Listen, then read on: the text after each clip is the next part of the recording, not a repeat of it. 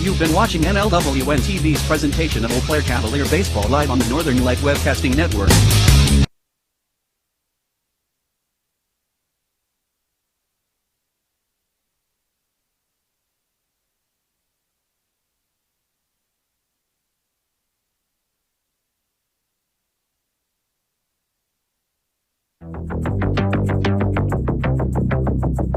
NLWN-TV now brings you the In the Dugout show.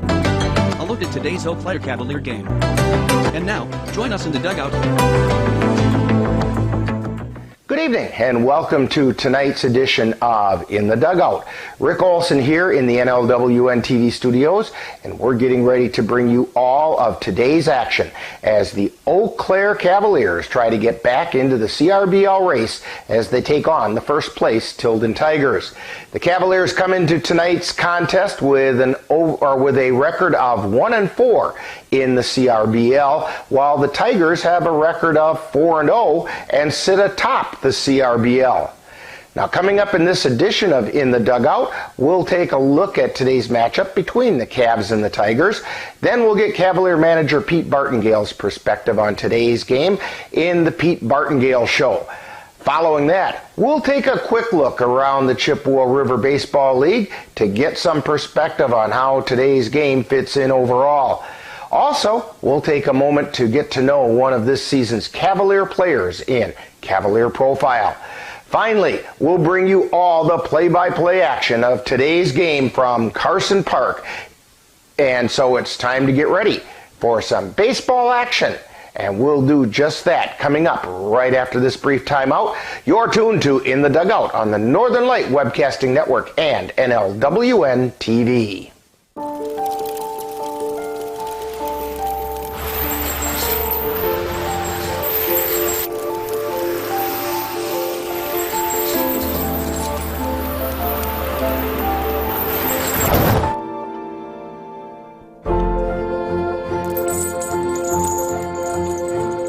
Did you know dragging chains can spark a wildfire?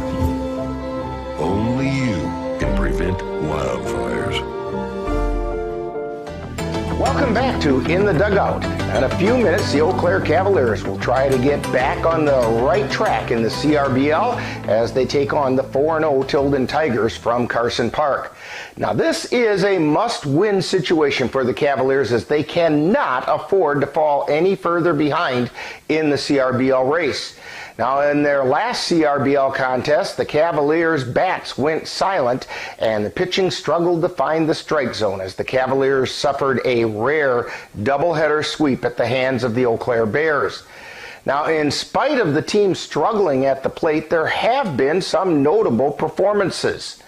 Coming into this week, leading the way at the plate for the Cavaliers is Caden Erickson, who's hitting at a .417 clip. He's followed by Cavalier veterans Jackson Vance and Ethan Kelberg, who are each batting .400. Next comes Cole Timon at .351. He's followed by Josh Garcia and Austin Getch, who round out the Cavaliers, who are hitting over .300, with each coming in at .333. In addition, coming into this week, leading the way on the mound for the Cavs, among those pitchers with at least 6 innings pitched, is Lucas Costley. Costley has a 1-1 record with a 0.60 ERA. He has a whip of 1.07. He's followed by Austin Getch, who has a 1-0 record with an ERA of 4.50 and a whip of 1.33. Reese Lucas also has a whip of 1.33 in 6 innings pitched. Tonight, the Cavaliers take on the league-leading Tilden Tigers. The Tigers have been getting strong performances at the plate from the Steinmetz trio of Jordan, Lucas, and Drew, as they basically stole the show as the Tigers defeated the previously unbeaten Jim Falls Sturgeons.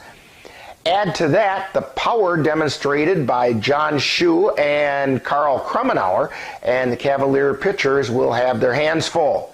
On the mound, the Tigers are led by P.J. Lakoya, who in his last outing went 9 shutout innings, struck out 11, allowed 5 hits, and walked none. Now, coming up next following this timeout, we'll get manager Pete Bartingale's perspective as we chat with him on the Pete Bartingale Show. You're tuned to In the Dugout on the Northern Light Webcasting Network and NLWN-TV.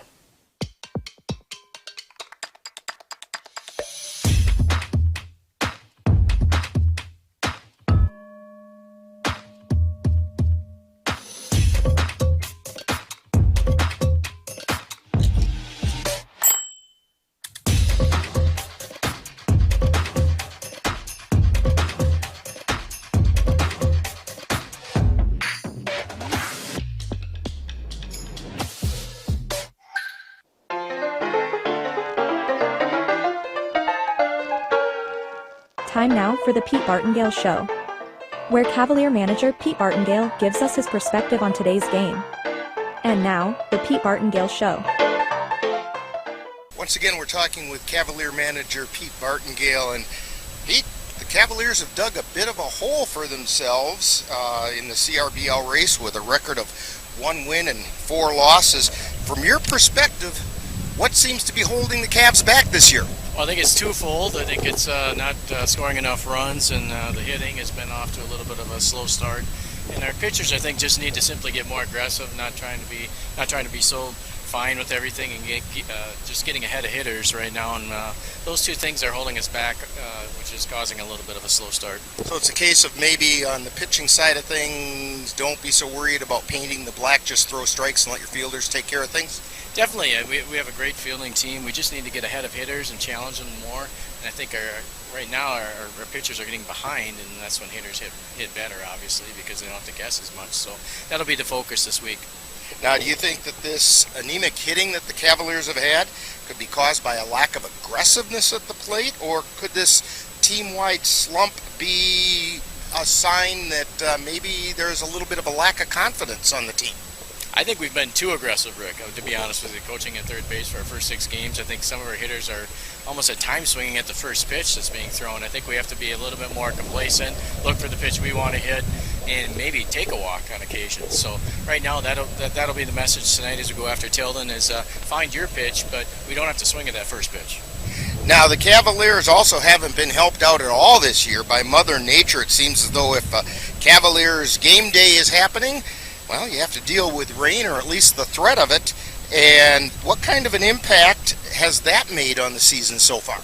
Yeah, we've definitely played some tough games. I mean, our first game against Falls, that weather was poor, and then our game doubleheader against the Bears, yeah, the weather wasn't great, but that's for both teams, right? So that's not something that we can use as an excuse. But the weather looks great for this week, and we're certainly looking forward to playing it better. Now, the Cavaliers, in just a few moments, are going to get back into league play at Carson Park against the league-leading Tilden Tigers, so it doesn't get any easier for you. Cavaliers trail the Tigers by 3.5 games with about a fourth of the league season complete.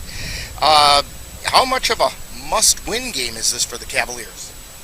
Well, I think tonight's an important game for us, definitely. Obviously, they're in first place, but we need a big win right now, so hopefully we can get it tonight. They're a great team, but I still have a lot of confidence in this team. We're trying to get to know each other a little bit. We lost some veterans, so it's just kind of, we're growing a little bit, but I feel we're going to play better tonight. Now, the Cavs maybe are looking at one game at a time kind of mentality at this point? Absolutely, yeah. We're not going to look too far ahead. We have a doubleheader on Sunday against the Rivermen, right? So, but this will be an important one to get tonight, and then go to that Rivermen game and go from there. Now, tonight, do you know who your starting pitcher is going to be, or is that going to be more of a game-time decision? I think it's going to be more of a game-time decision. Hasselman is an option, I think, to go tonight. We're going to make sure he's ready to go. He's just getting back from college. Any other players coming back of your collegiate players that you're going to be able to see now? Yeah, Ben Boda comes back from St. Norbert. He's played a lot of shortstop, so he may play tonight. He's also been banged up. We've kind of been banged up the first 6 games, and that's what I don't think a lot of people know that. But the injury bug has hit us a little bit, but I think we're getting a little healthier. But Ben Boda will be back, and Hesselman will be back, and we'll go from there. Well, the one good thing about the game being rained out last Wednesday, it gives those guys a little extra time to heal. Yeah, we should start to feel a little better, and warmer weather will help that as well. But we just need to hit the ball better and pitch better. Well, Pete, good luck on tonight's game. Hopefully the Cavaliers can get back on the right track in that CRBL race. All right, thanks.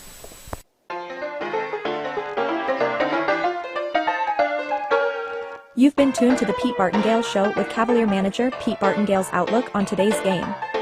Stay tuned, more of In the Dugout is coming right up on the Northern Light Webcasting Network and NLWN-TV. I want to eat apples and bananas. I need to eat apples and bananas. Why can't I eat apples and bananas? Support the Feeding America nationwide network of food banks to help provide meals to those in need. Join us at feedingamerica.org. Welcome back to In the Dugout as we're getting ready to bring you all the action of tonight's game between the Eau Claire Cavaliers and the Tilden Tigers. Tonight, the Cavaliers look to get back on the winning track in the CRBL, so let's take a look at what's going on in the CRBL. Following the Memorial Day break, the Chippewa River Baseball League standings are as follows. The Tilden Tigers are in first place with a 4-0 record. They're followed in second place by the Osseo Merchants at 2-0, one game out. In third place, but only by percentage points, are the Jim Falls Sturgeons at 5-1. A half game out of first. In fourth place are the Eau Claire Bears with a record of 4-1. The Eau Claire Rivermen are in fifth place, one game out with a record of 3-1. And in sixth place, we find the 1-2 Chippewa Falls Lumberjacks, 2.5 games back. Sitting in seventh place, 3 games out, are the 1-3 Bloomer Woodticks, while the Cavaliers occupy eighth place with a record of 1-4. They're 3.5 games out of first. The Cadott Red Sox are in ninth place, 4 games back, and the winless Beef River Bullfrogs are 4.5 games out. Today, in addition to the Cavaliers hosting the Tigers, the Beef River Bullfrogs will travel to the Osseo Merchants for a rare weeknight doubleheader. Also, the Chippewa Falls Lumberjacks will play host to the Eau Claire Bears. Then on Sunday the 5th, the league sees 8 games being played in 4 doubleheaders. Now, coming up next, following this timeout, we'll get to know one of the season's Eau Claire Cavalier players in Cavalier Profile. You're tuned to In the Dugout on the Northern Light Webcasting Network and NLWN-TV. Honey, the kids are antsy. What can we do that will keep all of us entertained and won't break the bank? How about we take them to the Cavaliers game? Tickets are inexpensive, there's popcorn, hot dogs, and other baseball treats, and great baseball action. That's right, Eau Claire Cavalier Baseball, your best choice for affordable family entertainment. Check out the schedule at www.eauclaircavaliers.org.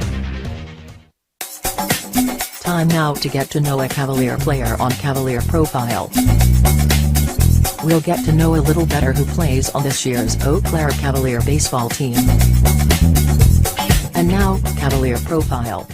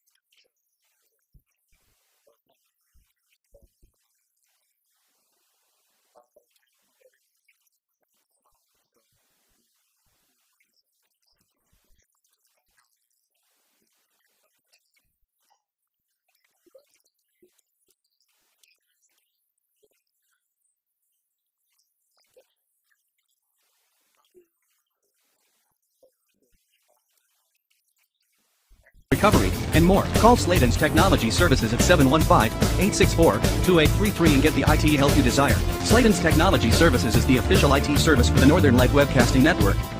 Welcome back to In the Dugout. Today the Cavaliers look to start climbing back into the Chippewa River Baseball League race as they take on the Tilden Tigers.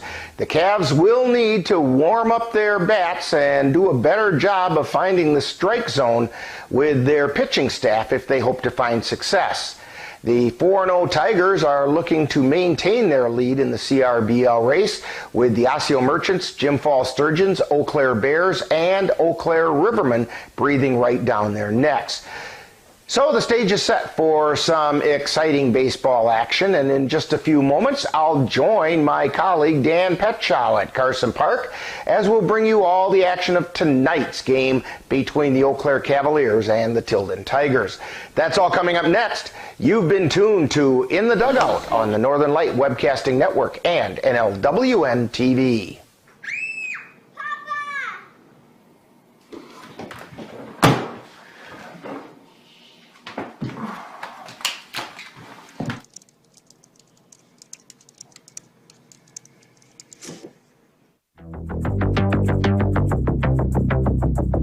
You've been watching the In the Dugout show with a look at today's Eau Claire Cavalier game.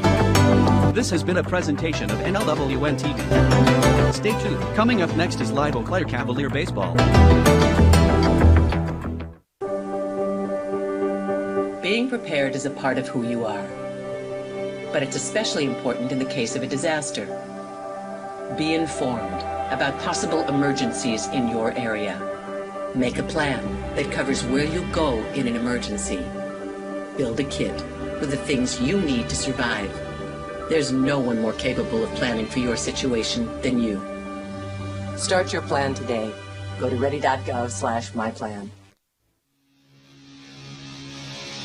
Eau Claire Cavalier baseball is on the air. The Northern Light Webcasting Network and NLWN-TV proudly brings you today's Eau Claire Cavalier game. Join us as we follow the Cavs while they battle their way through the Chippewa River Baseball League. Long fly ball by Pogo, and it's out of here! A 3-run shot by Anthony Pogozinski. And now, out to the ballpark for coverage of today's game.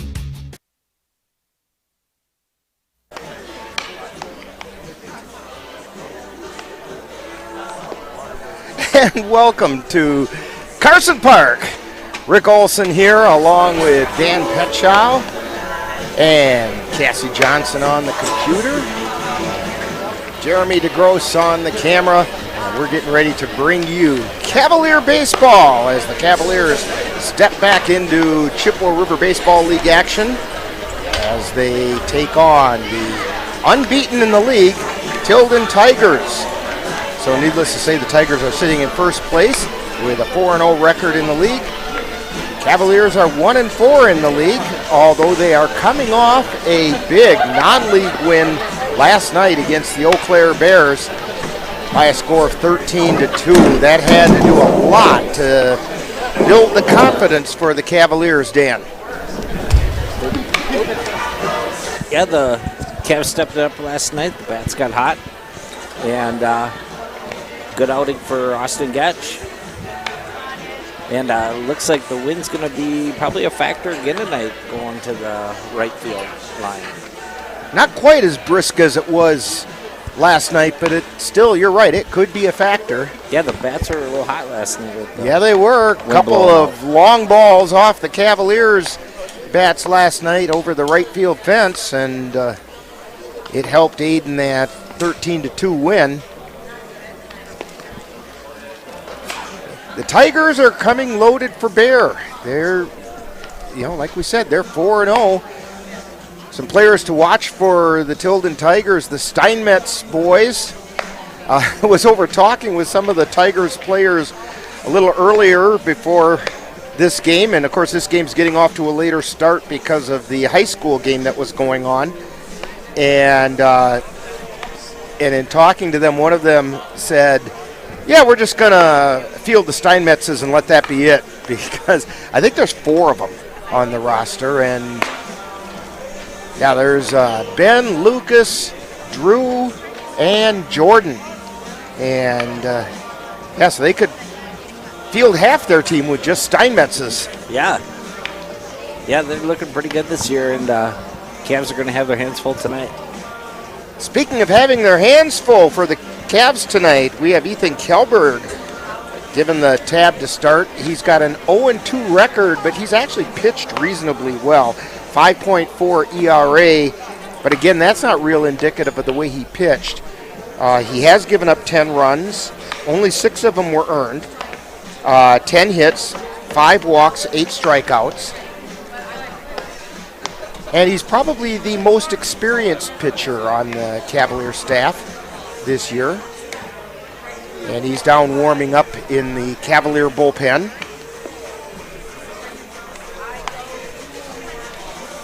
In fact, Dan, why don't you go ahead and fill us in on who's playing in tonight's game?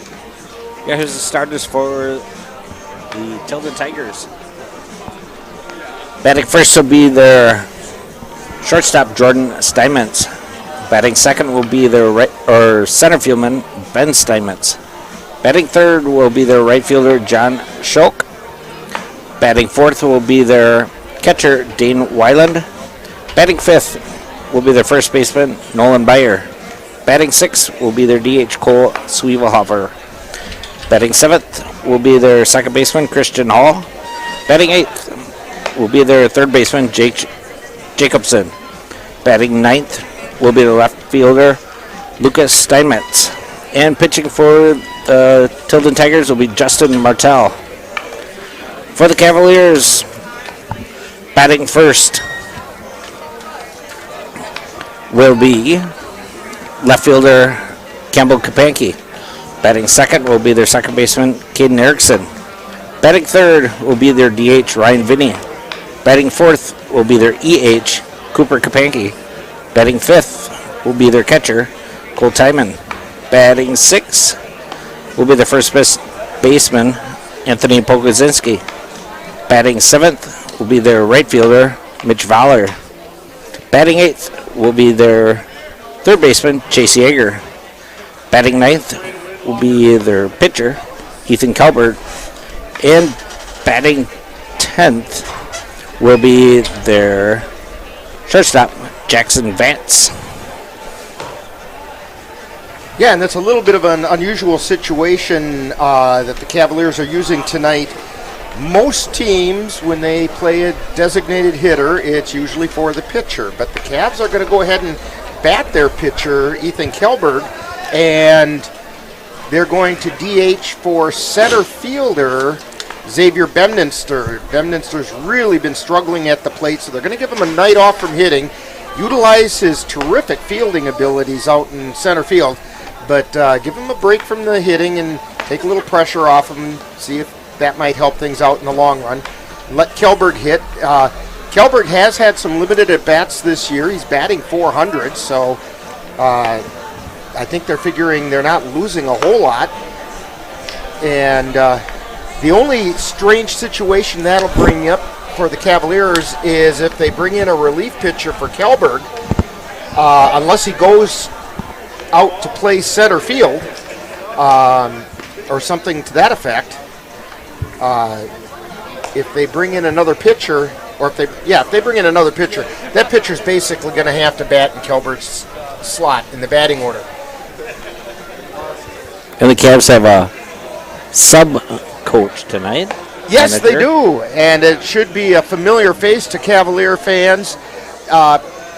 Pete Bemninster, not Bemninster, Pete Bartengale is also a coach for Independence High School, and they're still involved in tournament play and had to play tonight, so he has to be there. So they've called into the reserves, and it's just like if you're in the military after you do your active years, you're on the ready reserve and could get called up. Well, that's what's happened tonight. Last year's Cavalier manager Ryan Page is in for Pete Bemninster, so we'll get another Ryan Page production. Ryan, did I say Bemninster again? It's Pete Bartengale. And Pete, I'm sorry if you're listening. I know the difference, but somehow my mouth isn't working right. But Anyway, so Ryan is in for Pete, and I didn't mention to Ryan to come up here and talk to us after the game, but he should know, he should remember that from last year. That could make an interesting post-game interview, too, during talking baseball. But they're out having the managers meeting at home plate, where they will exchange lineup cards, and sure enough, Ryan Page is out there for the Cavs. And they're going over the ground rules for Carson Park. And somebody's got to go down there and close that gate down the right field line. And it looks like one of the Tilden Tigers down there. And now another one went down to close. He walks through and doesn't bother to close it. Oh, as Cassie pointed out, he was still putting his pants on. So, well, Cassie is the observant one here. She's the one who's always telling me when we have new players out on the field and stuff. So, Cassie, you're holding up your end real well, and now that player is buckling his belt, and his end is going to be held up too. And Cassie rolled her eyes really hard that time. Now, the starting lineup, Eau Claire Cavaliers. And so they're still doing starting lineups, and I'll tell you what, while they do starting lineups and we'll get ready for the national anthem, let's take this quick time out. You're tuned to Cavalier Baseball on the Northern Light Webcasting Network and NLWN-TV. I don't remember how it started. Go to that. Our back and forth. It always came back. You probably don't remember what you told me, That was perfect. but I heard every word.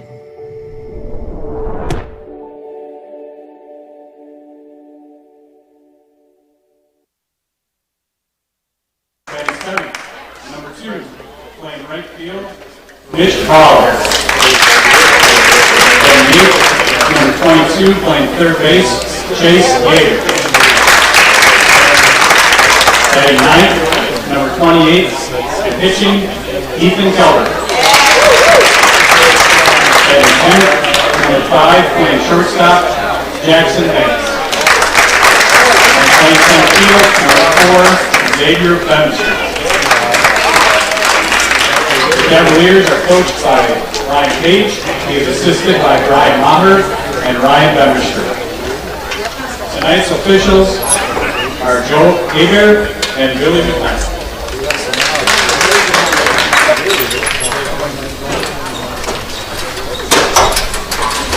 Now, if you please rise, remove your hats, and honor America for the playing of our national anthem.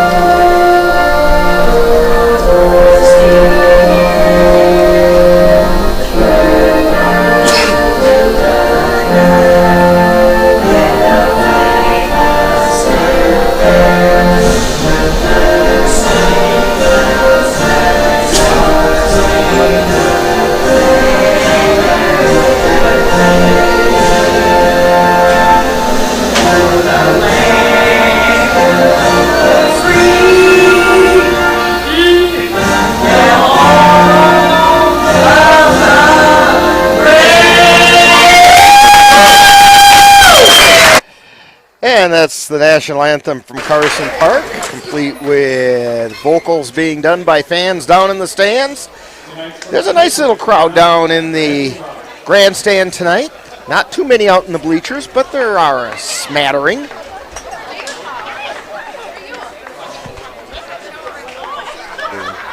So Oh, it looks like you're right. We do have a first pitch coming out. I didn't hear if there's an announcement about who it is.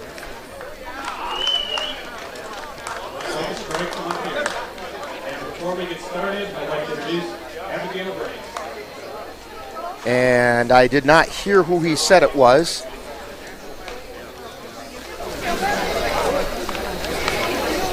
The Royal Credit Union Foundation is a perfect example of how Royal strives to live our core purpose of creating a positive impact. The foundation awards grant funds to organizations in the communities that Royal serves. Since it started in 2012, the RCU Foundation has given over $6 million back to our communities. The RCU Foundation's signature event in the Chippewa Valley is Rock the Riverfront, a family-friendly run-walk in Phoenix Park in downtown Eau Claire on June 25th. Proceeds from this year's event will go to the Chippewa Valley Veterans Tribute Foundation, Sophus for Service, and the Wisconsin Veterans Home at Chippewa Falls. Register today and help support veterans at rcu.org/race. Organizations can request support from the RCU Foundation by going to royalcreditunion.org/foundation. The next application deadline for capital projects impacting the arts, education, and health is September 1st. Thank you for your support.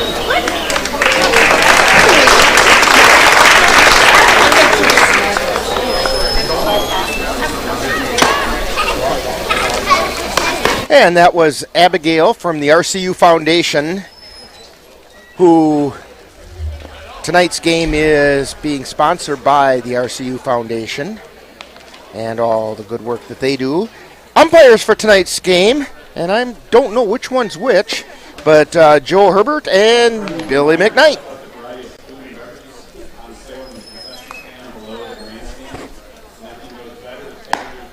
And Ethan Kelberg taking his warm-up pitches out there. It's a big game for the Cavaliers tonight, Dan. That could help put them right back into that CRBL race. Yeah, it's going to be a tough one. The Tilden Tigers are on a streak right now. And the Cavs are kind of hoping they kind of rounded the corner and can start to make good things happen after last night's game. The team sure seemed a lot looser down around the batting cages before tonight's game when I was down there talking and getting lineups and so on. Oh, fans, don't forget, we do have a Geno's Player of the Game, and tonight that will be Mitch Voller, the right fielder.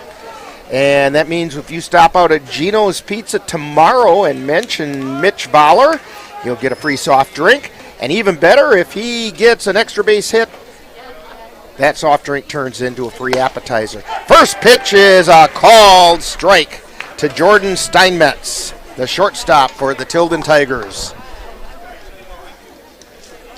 Kelberg wheels and fires, and he caught the outside corner this time, strike two. Jordan comes in with a 4.44 ERA. Or average. Batting average. Batting average. The 0-2 pitch, high and away.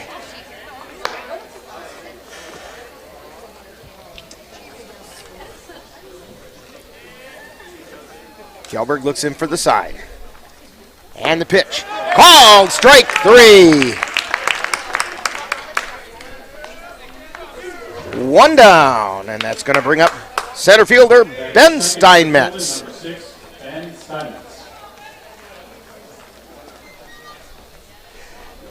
Steinmetz has limited appearances.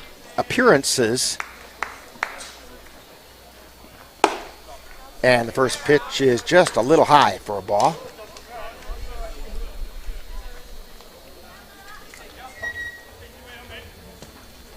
Here's the wind and the pitch. Called strike over the outside corner. Evens the count at 1-1.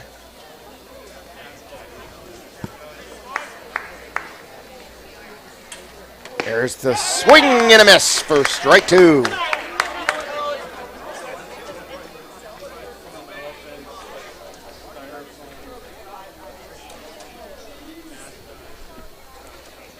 There's the pitch and it's fouled off the right side. Count holds at 1 ball, 2 strikes.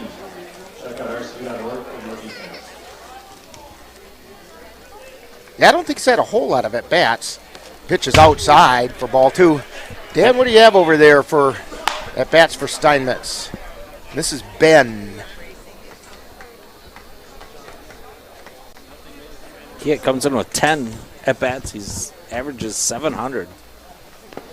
Pitch is a little low. It was over the outside corner, but a little bit low. Count goes full to Ben Steinmetz. Has 6 RBIs. There's the pitch. Fouled straight back and right off the press box to the right of us.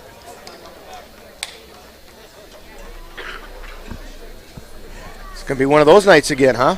Yeah. There's the pitch. Line shot right up the middle into center field. Steinmetz checks in at first.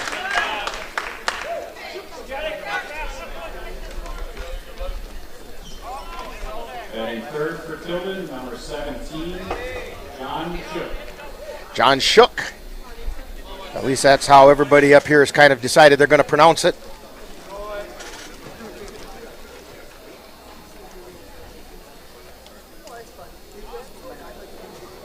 And the pitch. A little high.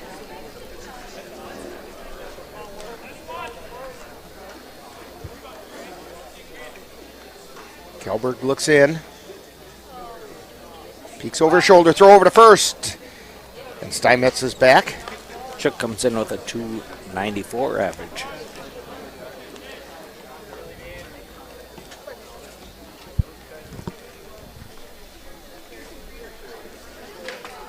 Kelberg's pitch. High pop-up. It's in the infield. Coming in to make the catch is Chase Yeager for out number 2.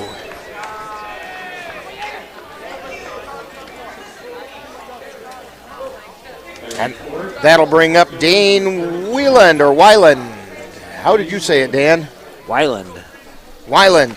That would be the German pronunciation. Actually, it is. They pronounce the second vowel in German, whereas here in English, it's the first vowel. Remember back when you were in elementary school and 2 vowels go out walking, the first one does the talking?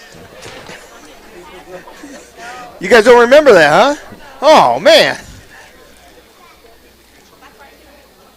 In Germany, it's the second one that does the talking. Kelberg's pitch is high and away for ball 2. 2 balls and no strikes to Weiland. 2 down. Ben Steinmetz on first.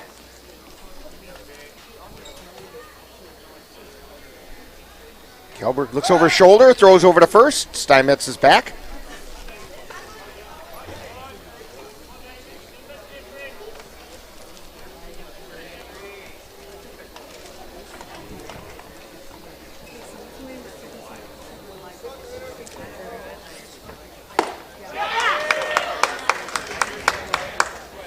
Called strike.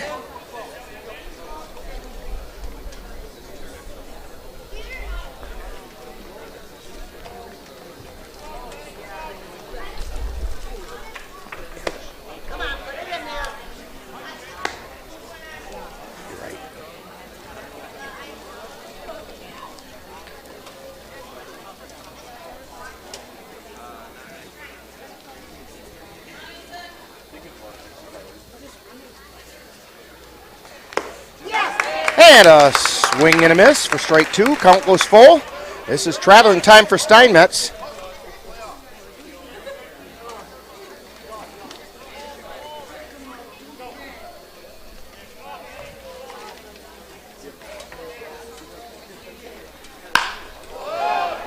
Fly ball out into left field, and at the warning track, Campbell Kapanke takes it in for out number 3.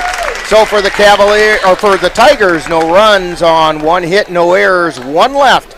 We've got a half inning in the books, and the score, it's Cavaliers, nothing. Well, Cavaliers coming to bat. Tigers, nothing. You're tuned to Cavalier Baseball on the Northern Light Webcasting Network and NLWN-TV.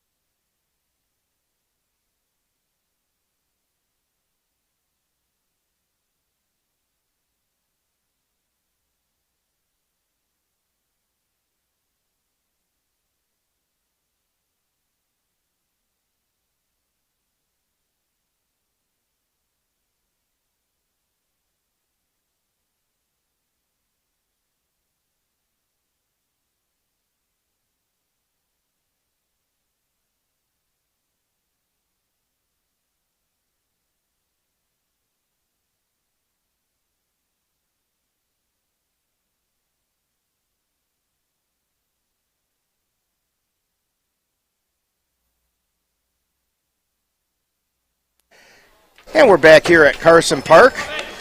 And I'm sorry for those of you that were not getting the stream. And we're back on now. Evidently there were some troubles with our broadcast, but it's there now. And leading off the bottom of the first inning is Campbell Kapanke.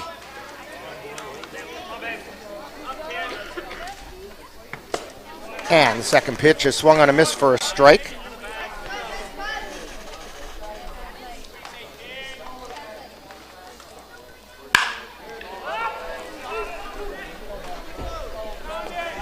And Kapanke flies out to right for the first out of the inning.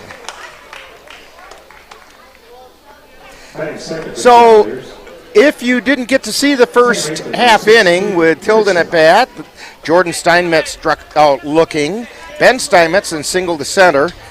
John Shook popped to third, and Dane Weiland flew out to the warning track in left field. Up to bat for the Cavaliers is Caden Erickson. Erickson batting .313 on the season. And pops it foul off the right side. That ball brought to you by Royal Credit Union, where there's more free and less fee. Check out rcu.org for more details.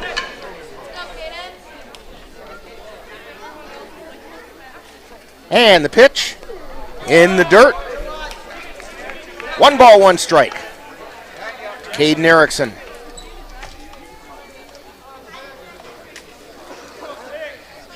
And since we announced it in the top half of the first, I should probably announce it again.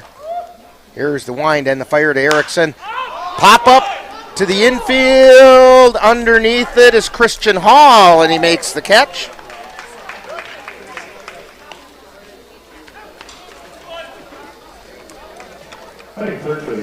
And it's going to bring up Ryan Vinny. Vinny got his first home run of the season last night. Bounced it off the porta potties outside the right field fence. Fortunately, no one was inside and got rudely awakened. Here's the pitch. Called strike.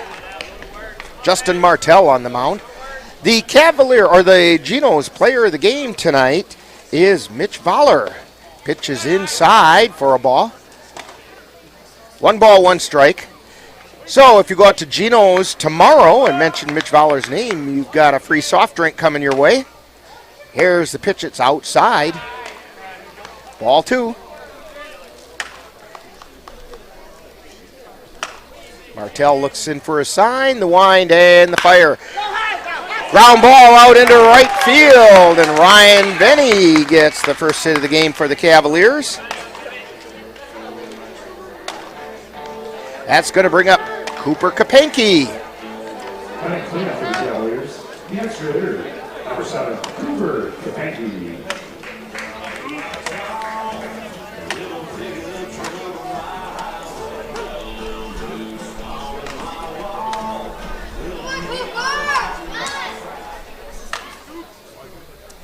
Here's the pitch. It's a called strike over the inside corner. Cooper comes in with a 222 average.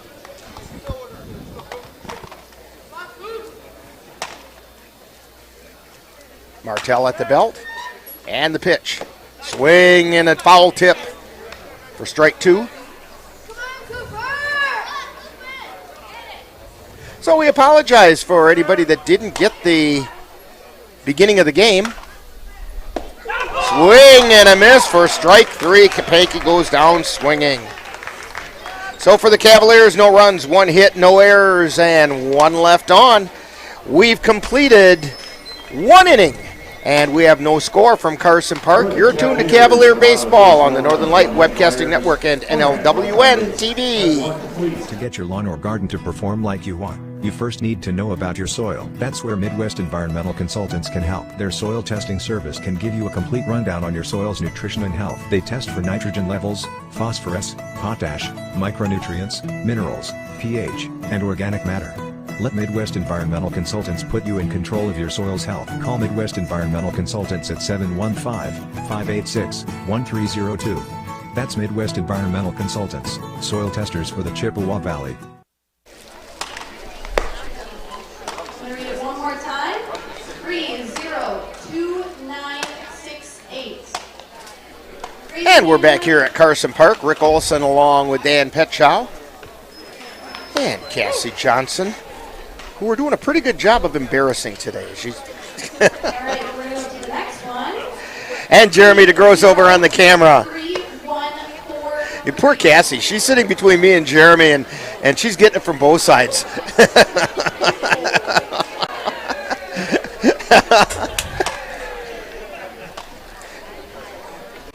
Out of the second for the Tigers. You know what? Cassie's pretty tough. She can handle herself just fine. All right, leading off the second inning is Nolan Byer, the first baseman. And it's a long fly foul down the left field line. Nolan comes in with a 357 average. Yeah, some pretty healthy batting averages for the Tilden Tigers. Swing and a foul tip into Timon's glove. Strike 2.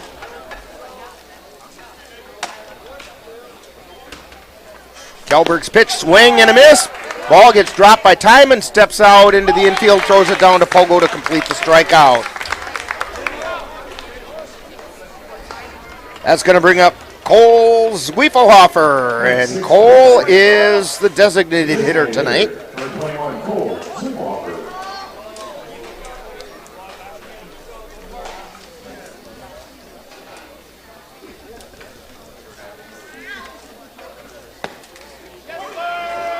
And strike call. Or no, maybe not. The umpire behind the plate makes that strike call pretty much out in front of his body, and it's kind of hard to tell sometimes. That pitch is in the dirt.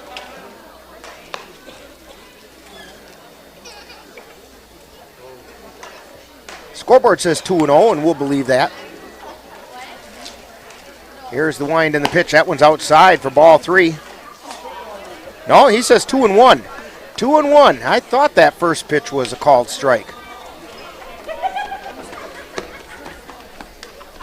Kelberg winds and fires. Ground ball right back up the middle for a base hit. And Zwiefelhofer checks in at first. That'll bring up Christian Hall. Second baseman, number 3, Christian Hall.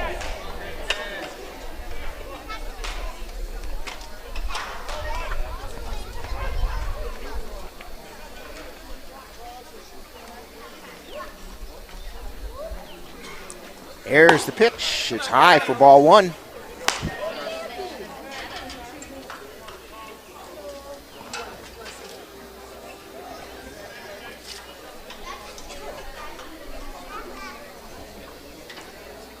Kelberg at the belt. And the pitch, a high chopper to third, foul ball. It was fielded by Yeager, and he was ready to make the throw. Hall comes in with a 400 average. Like I say, there's some pretty good batting averages here for the Tilden Tigers. Now, Dan, we had some people up here in the press box that were not quite understanding on that strikeout by Nolan Byer, and then he takes off for first. Yeah. Explain that rule. Here's a shot right back to Kjellberg. Picks it up, throws out to second, and they mishandle the throw. That's going to be probably an error on Kjellberg on the throw.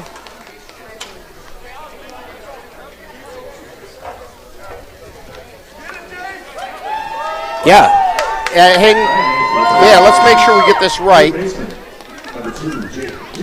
So Zwiefelhofer gets the second on the error by Kjellberg, and Hall gets on a fielder's choice.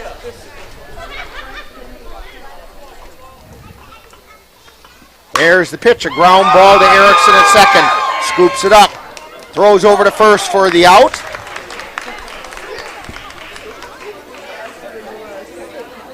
And the runners each advanced.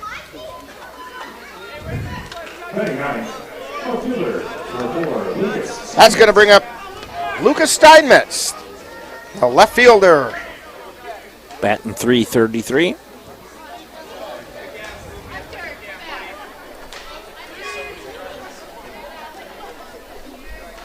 Yeah, you were going to explain that rule while we're watching Steinmetz hit here. Yeah, so they can, it was a strikeout, but the catcher dropped the ball. So that gives the runner the chance to advance to first. If first base is open. Pitch is outside for ball two. So yeah, you can get a strikeout, but you also can get a guy on base. That's right. It most often is a strikeout and an error on the catcher if he does successfully get to first. And a called strike. 2 balls and 1 strike. 2 runners on. Runners at second and third. Zwiefelhofer at third. Hall at second. And the pitch. Caught the corner. 2 balls, 2 strikes. 2 down, 2 on.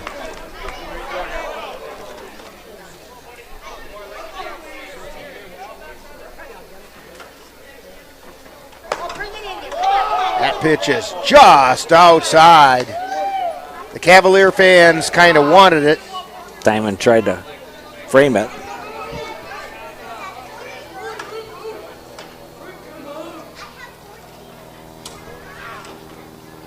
And the pitch is a called third strike right down the middle of Water Street. So for the Tigers, no runs on 1 hit. There was a Cavalier error, and 2 were left on base.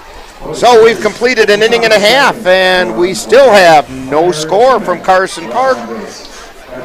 You're tuned to Cavalier Baseball on the Northern Light Webcasting Network and NLWN-TV. When you have that craving for a home-cooked meal the way Mom used to make it, rest assured, you can still get that meal by going to Mom's Restaurant and Pub in Colfax. Mom's is open daily, serving breakfast and lunch, and don't forget dinner on Friday nights with Mom's famous fish fry. The coffee is always hot, the breakfast is always delicious, and lunch will put a smile on your face and in your stomach. 225 Bremer Avenue, Colfax. Call 715-962-4617. That's Mom's Restaurant and Pub. Cavaliers host the batter's box drawing. It's not the plate entry every time you come to a Cavaliers home game. 1 entry per person per home game. Heading into the bottom of the second inning, due up for the Cavaliers, we have Cole Hyman, Anthony Pogodzinski, and our Geno's player of the game, Mitch Voller. So Cole Hyman steps to the plate. Leading off the bottom of the second for the Cavaliers, the catcher, Cole Hyman.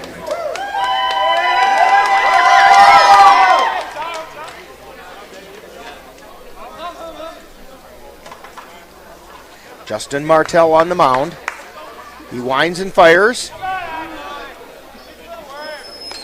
Cole comes in with a .333 average. First pitch was a ball inside. And that's a little bit high for ball 2.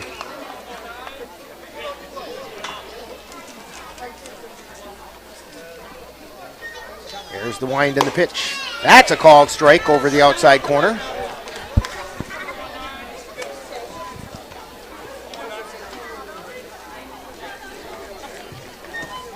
There's the pitch.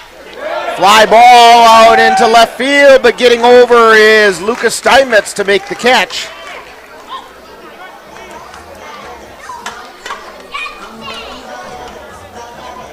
Timon connected well with it, but it stayed up in the air just long enough for Steinmetz to get over there and make the catch. Stepping up is Anthony Pogodzinski. Pogo hit a round tripper last night. High pop up into shallow left field. Jordan Steinmetz moving back makes the catch for out number 2. And up steps our Geno's player of the game, Mitch Voller. And once again, I want to remind you, go out to Geno's Pizza tomorrow. Mention Mitch's name and you get yourself a free soft drink. And if he gets an extra base hit tonight, pitch is high for a ball, then it turns into a free appetizer. It's at Geno's Pizza. They're located, and ball's fouled back right off the front of the press box. That's a second one tonight.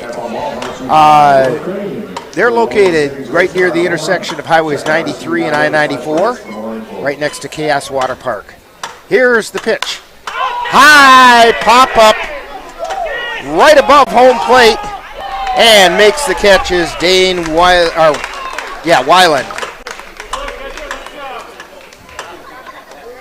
So no runs, no hits, no errors, nobody left on for the Cavaliers.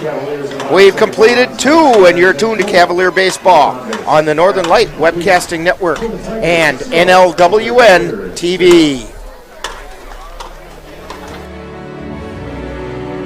The Eau Claire Cavaliers would like to take veterans out to the ball game. That's right, as a thank you for your service, any veteran of the United States military can receive a lifetime pass for free admission to all Cavalier home games. Just come to Carson Park with your veteran identification, and the Cavaliers will issue you a free lifetime pass to all Cavalier home games. That's just the Cavaliers' way of saying thank you for your service.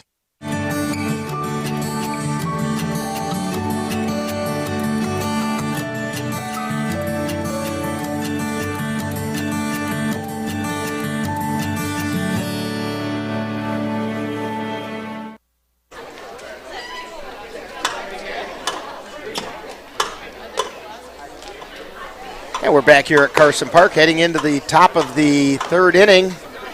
No score. Tilden Tigers and the Eau Claire Cavaliers.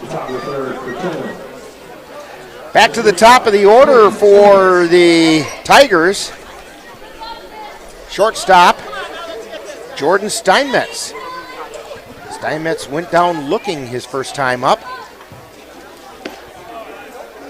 Just a little bit low for a ball.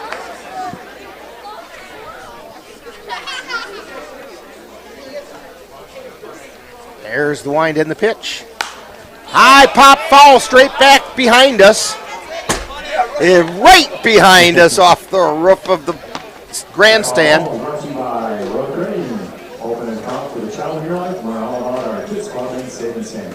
Our odds of getting on are pretty good here. I think so. They're getting closer.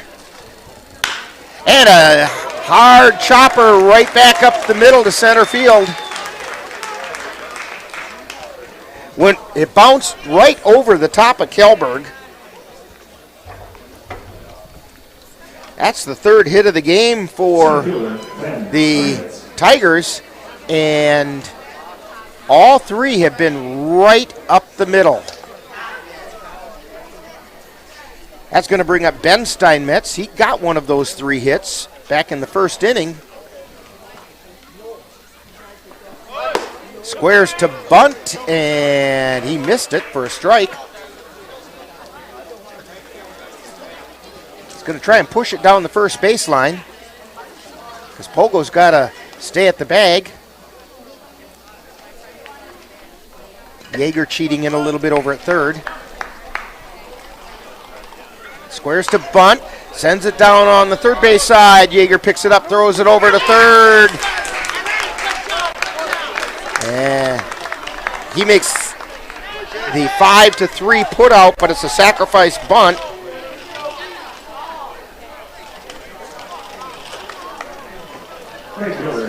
It moves Steinmetz over to second base with one out. John Shook steps up. He popped to Yeager last time up. Pitch is a little high for ball one.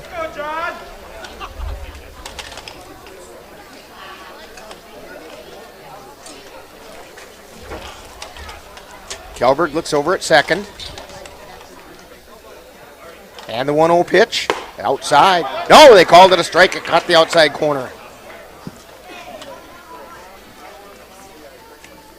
You know, I think our view is just off enough that it throws our perspective off just a little bit. That one caught that front corner. There's the pitch, and a ground shot out into left field. Rounding third is Steinmetz, and he comes in to score. And the Tigers take a 1-0 lead.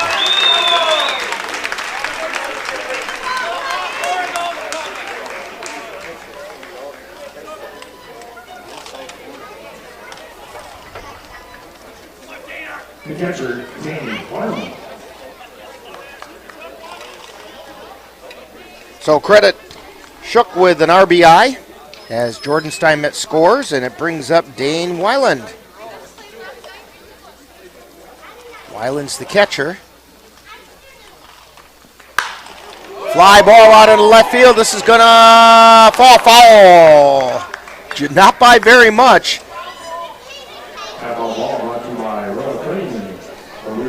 Wyland flew out to left field, out to the warning track his first time up.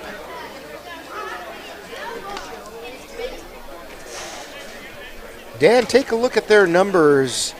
Does he have, what's his power hitting? Doubles, triples, home runs?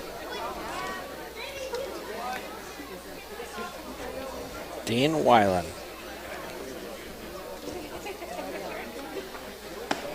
Pitch is a called strike. Comes in a 273 average. Has 3 RBIs. 1 double. Pitch is in the dirt. 1 ball, 2 strikes.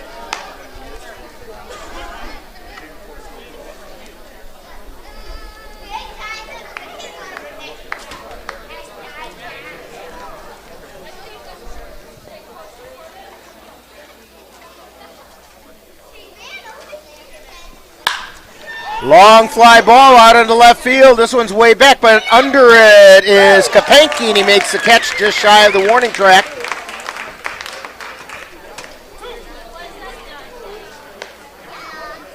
So, 2 outs. And we still have Shook on first. And brings up Nolan Byer, who struck out his first time up.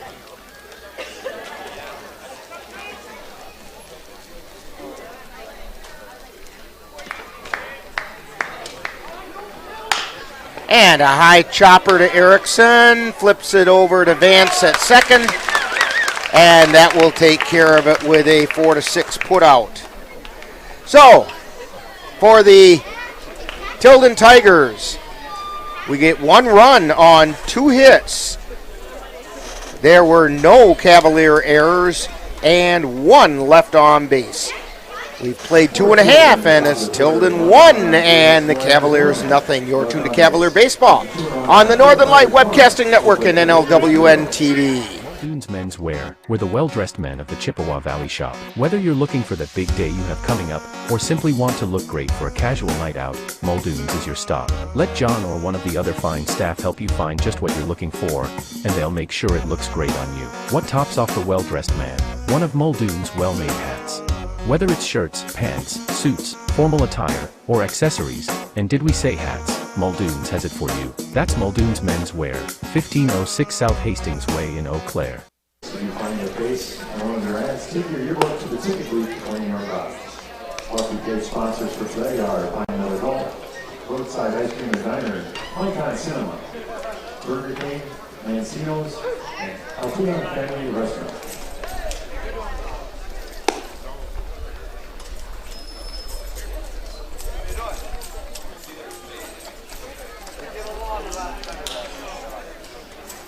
Back here at Carson Park, heading into the bottom of the third inning. Due up for the Cavaliers, Chase Yeager, the third baseman, Ethan Kelberg, and Jackson Vance. There's the pitch from Martell. It's called strike. And Yeager looking to get himself a batting average, grounds it to third. Throw over to first, and they made the put out.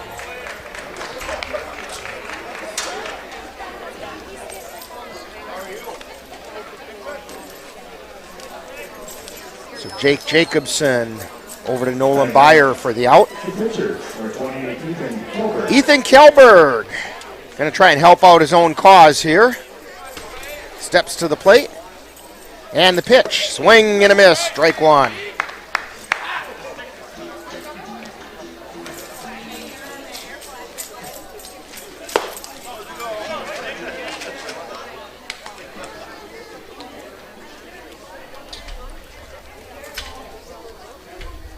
And the pitch, line shot out into left field, falls in for a base hit, and Ethan Kelberg gets himself a hit.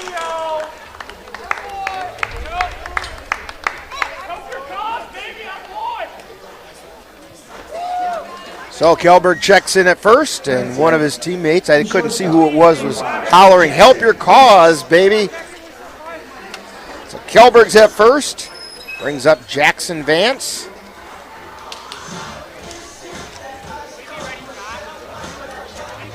I think they're looking, yes, we're going to get a courtesy runner. And Josh Garcia is going to be running.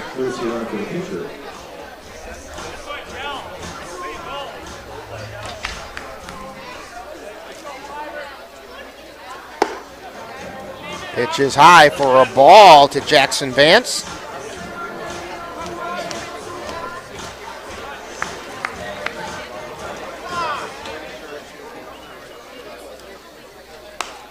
And the next pitch is called back into the screen.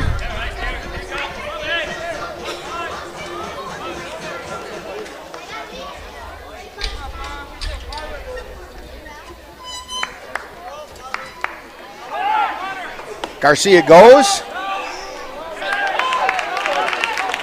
And the throw to second goes out into center field.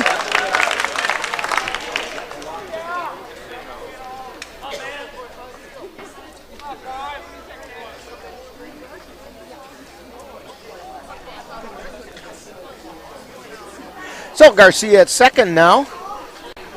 2 balls and a strike. Well, make that 2-2 now to Jackson Vance as he went after the high fastball. Garcia takes his lead.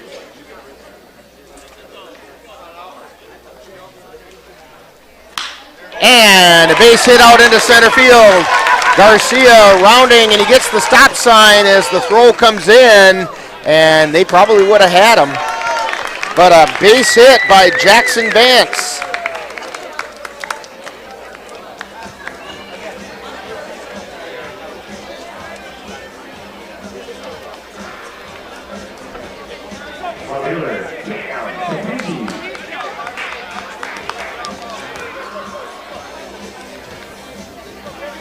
Takes us back to the top of the order. Campbell Kapanke flew out to right his first time up. Cavs have runners at the corners with 1 out. There's the pitch. Called strike on the outside corner.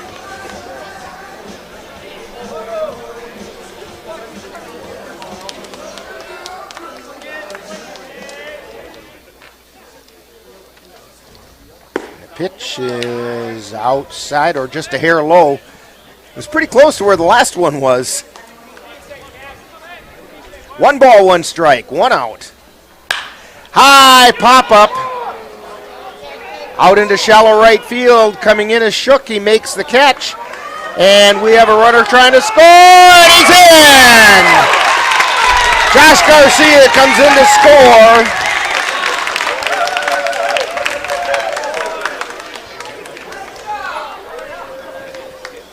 So mark it as a sacrifice fly for Campbell Kapanke.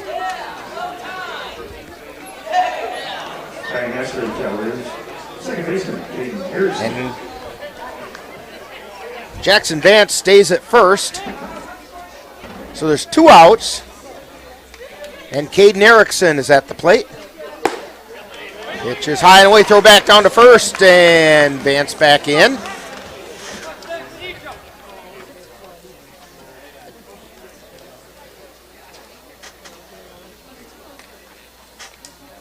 Martell looks over at first, and now the pitch. Liner out into right center field. It's going to go through the gap and out to the warning track. Around the corner is coming in to score is Jackson Vance, and Caden Erickson checks in at second base with a double.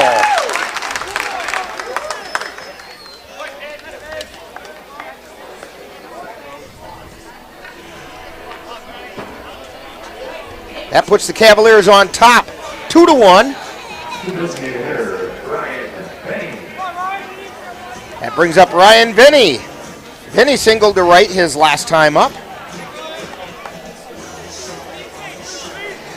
Now, when Dan and I were talking a little earlier during one of the commercial breaks, and I said I'd be really curious to see what the second trip through the lineup does for the Cavaliers. And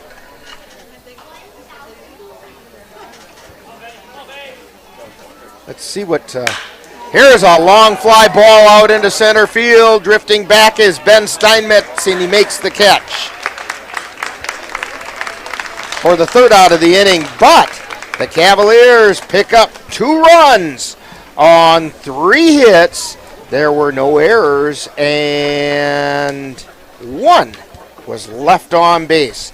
So we've completed 3 innings. And it's the Cavaliers 2 and the Tilden Tigers 1. You're tuned to Cavalier Baseball on the Northern Light Webcasting Network and NLWN-TV. Royal Credit Union's low rates and flexible terms on auto loans can help keep your payments low. Get a great rate on your next car or truck purchase, or refinance an existing vehicle with an auto loan from Royal Credit Union. Royal also offers loans for buying or refinancing boats, UTVs, and other vehicles. Royal Credit Union wants to help keep your payments low. Check rates and apply for a Royal Credit Union vehicle loan online at rcu.org/autorate. Subject to credit approval. Jason, let's go see your room.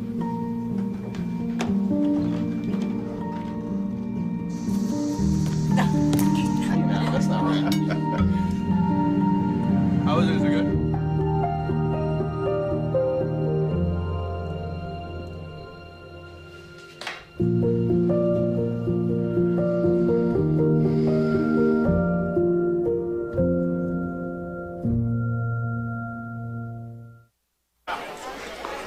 Back at Carson Park,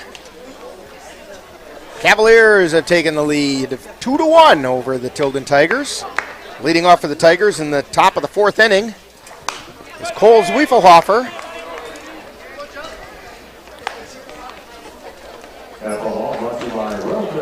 Zwiefelhofer singled to center field his last time up. And the pitch is in the dirt. Bounces over Timon. Evens the count at 1 ball, 1 strike.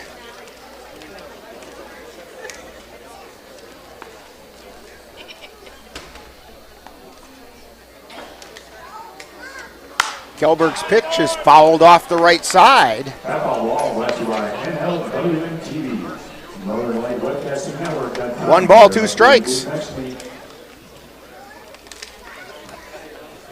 Ethan Kelberg looking in for the sign. Here's the wind and the pitch. Hard shot out into right field. Need to get the tongue unwrapped from around the eye tooth so I can see what I'm saying. Ball retrieved out there by Mitch Voller and back into the infield. Checking in at first base is Wiefelhofer. Brings up Christian Hall. Hall got on a fielder's choice his last time up, and there was an error on Kjellberg which allowed Wiefelhofer to get in at first or at second base. First pitch is a called strike.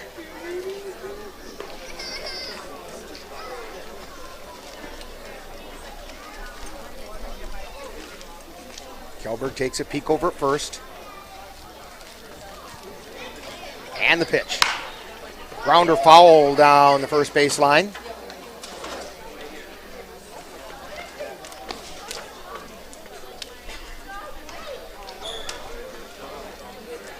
Have a little bit of action going on down in the Tilden bullpen. Cassie's on it here trying to figure out who's doing what. Kjellberg at the belt. The 0-2 pitch. Grounder over to second, takes a high hop, went over Erickson, and they finally get the ball in. And let's see how they mark that. They're going to give him a hit on that, and that doesn't surprise me. That took a hop that I don't think anybody would have been able to field. So Wiefelhofer gets over to third. Hall is safe at first and brings up Jacobson. Warming up in the Tilden bullpen is Carl Krummenauer.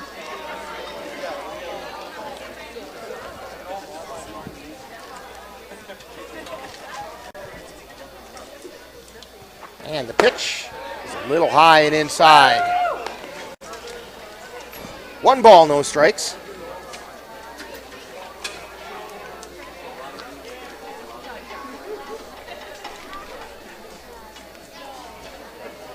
Kjellberg takes a peek over at third. And the pitch. Chopper right at the plate, foul.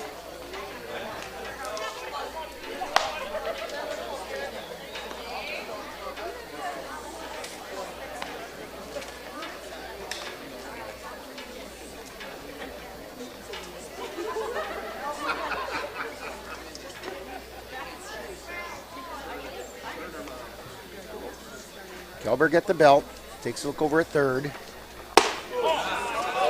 Oh, and the pitch is just a little bit high. Came right down the middle of the plate. 2 balls and a strike. Nobody out. Kjellberg trying to work out of a bit of a jam here. Wiefelhofer on third. Pitch is outside, ball 3.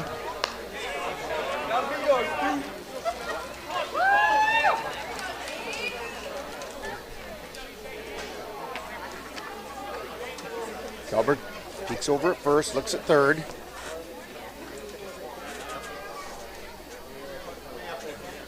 And the pitch. And it's ball 4, it loads the bases. Old Timon goes out to have a talk. You know, Cassie, yesterday you were talking about how great the popcorn smelled. I think they burned it today. Cajun popcorn dance. All right. It's all in the marketing.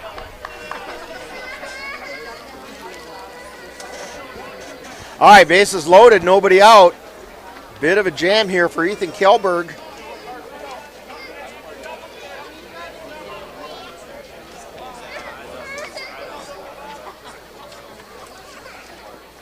And the pitch is high for a ball.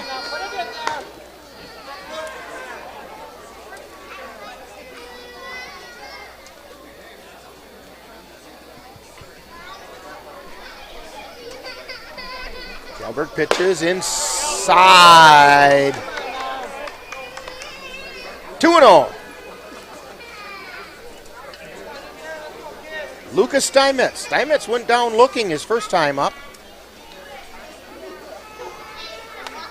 There's the pitch. It's high and away, ball 3. Nowhere to put him.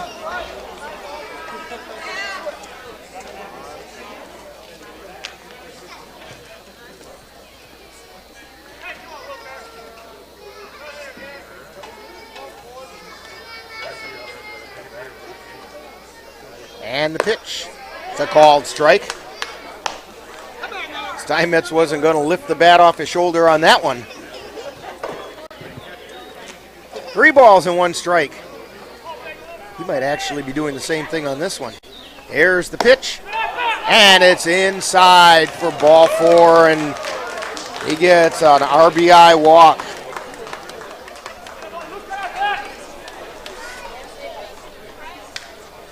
And we're going to get a bit of a conference at the mound. So that tied the game at 2.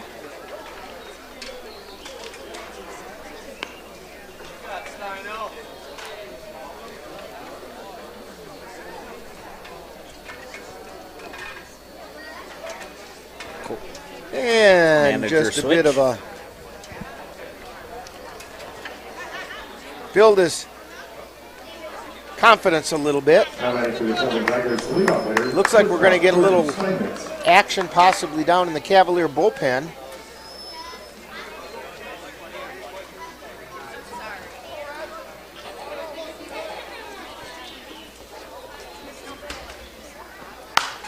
And a high foul off the right side. As we're back at the top of the order with Jordan Steinmetz. He's 1 for 2. Singled and scored last inning. He's also struck out looking. There's the pitch. It's outside for a ball.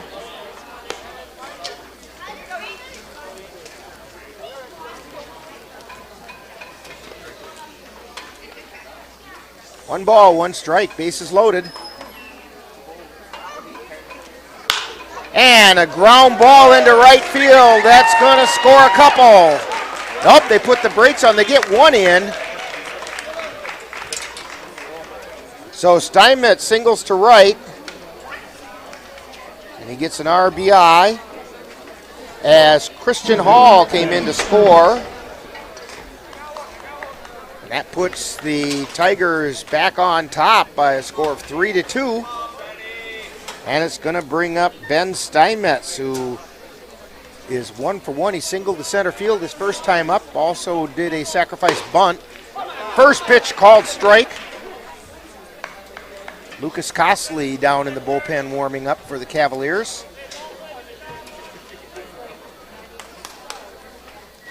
Base is still loaded. Swing and a miss. Strike 2.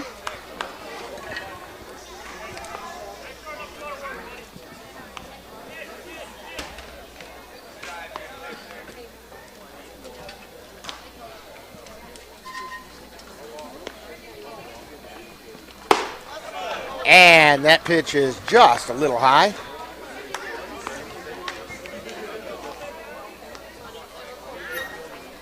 Kelberg looking in for the sign. Takes a peek over at third. And the pitch. Called, third strike. A delayed call by the umpire. But he's been giving him that pitch all night, so that's the first out of the inning. And that's going to bring up John Shook. And with Shook, he popped to third, singled to left. That was an RBI single his last time up. First pitch was a called strike.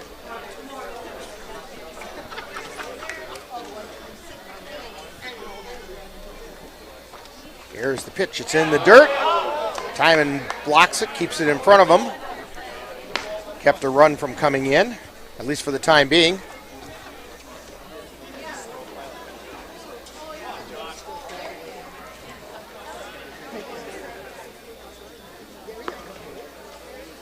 Kelberg looks over at third.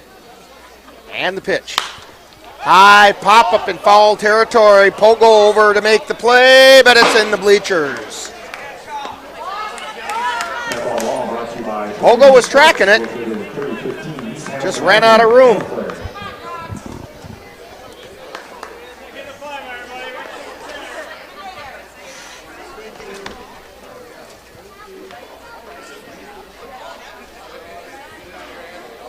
1 ball, 2 strikes.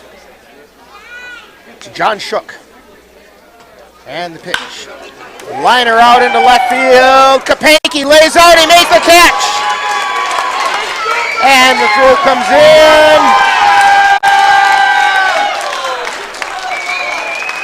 So it goes in the books as a sacrifice fly by Shook. But a great catch by Kapanke. They might appeal to third. I think he probably tagged.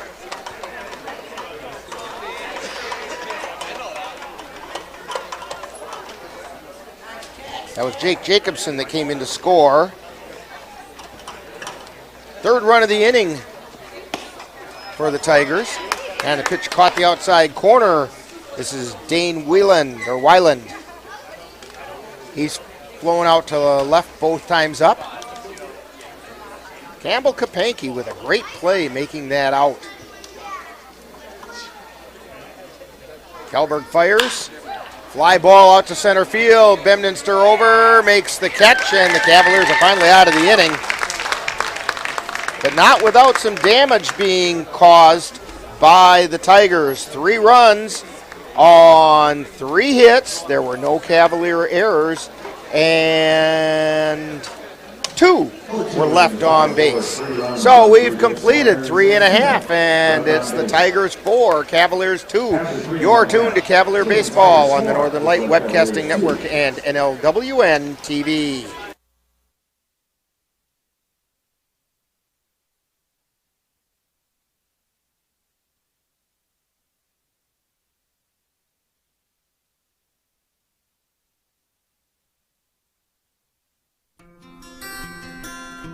If you've been admiring the freshly groomed look of a baseball field, or the stunning appearance of a golf course, remember you too can have a lawn with the same beauty by simply calling Midwest Environmental Consultants.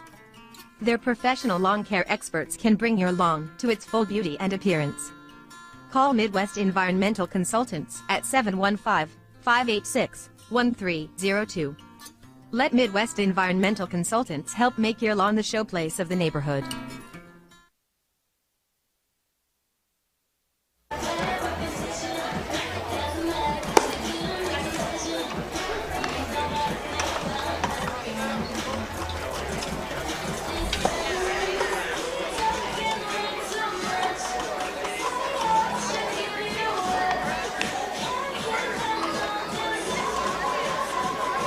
Leading off the bottom of the 4th for the Eau Claire Cavaliers. The extra hitter, Cooper Kapanke.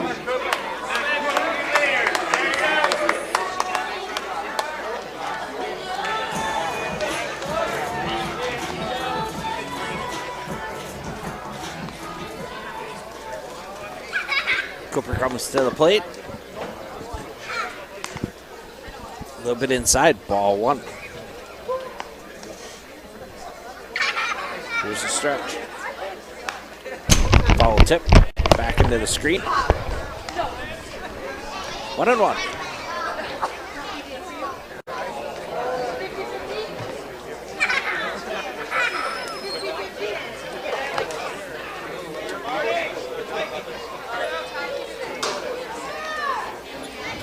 Justin Martell starting his 4th inning of work with Cooper Kapanke at the plate. He struck out his first time up. Pitch is high. Curveball didn't quite come down like he thought it would. 3 balls and a strike. And ball 4. Cooper takes the free pass.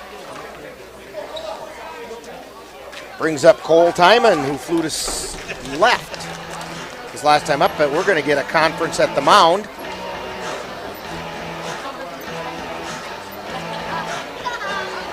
And we're going to get a pitching change, and we'll have all the details of that right after this timeout. You're tuned to Cavalier Baseball on the Northern Light Webcasting Network and NLWN-TV. Jason, let's go see your room.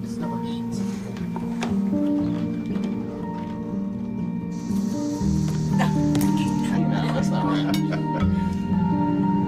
How is it? Is it good?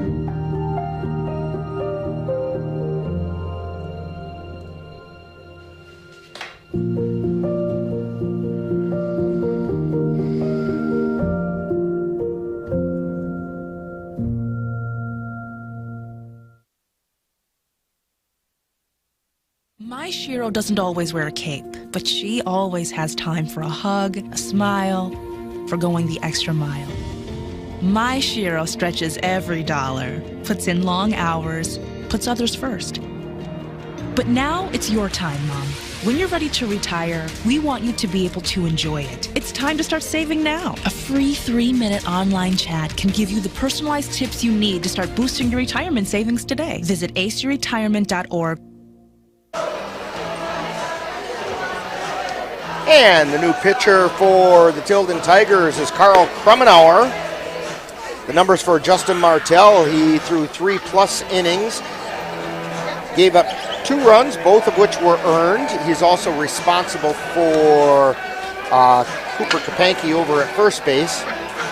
And let's see, he gave up 4 hits, 1 walk, that was the walk to Cooper that he just gave up, and 1 strikeout.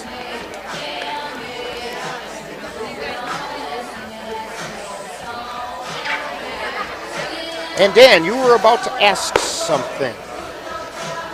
I'll get you at the next break. Okay. Starting for the Cavaliers, the catcher, Cole Timon.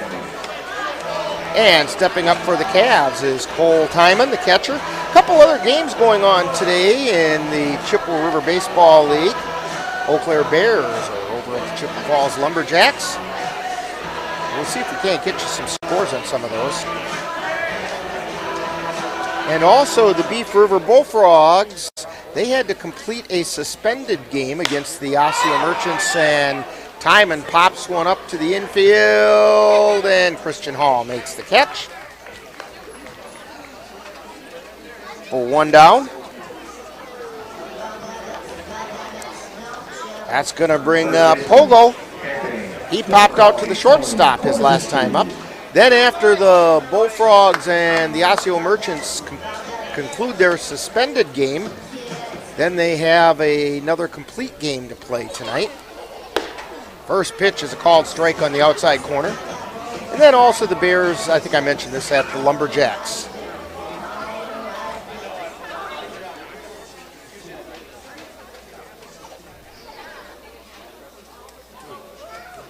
Krummenauer's pitch is high and inside for a ball.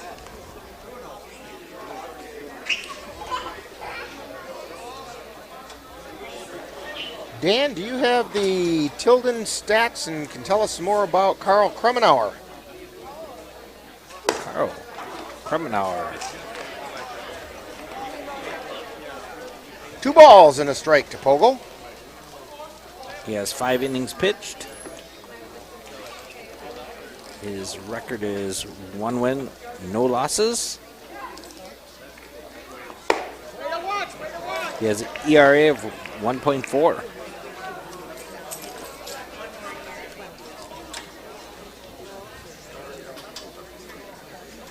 Warming up down in the Cavalier bullpen is Jackson Vance. And a grounder by Pogo over to second, flip to short, throw over to first, and they're not going to even make the throw to first. So Pogo hits into a fielder's choice. 4-6, which gets Kapanke at second. And it'll bring up Mitch Baller. And again, this is our Geno's player of the game.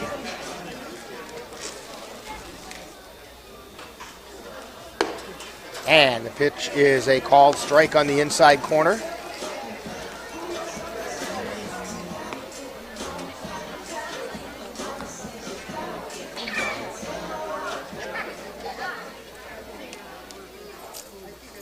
There's the pitch. Fly ball out into center field. Coming in is Ben Steinmetz on the move. Makes the catch as he drops to his knees for the 3rd out of the inning.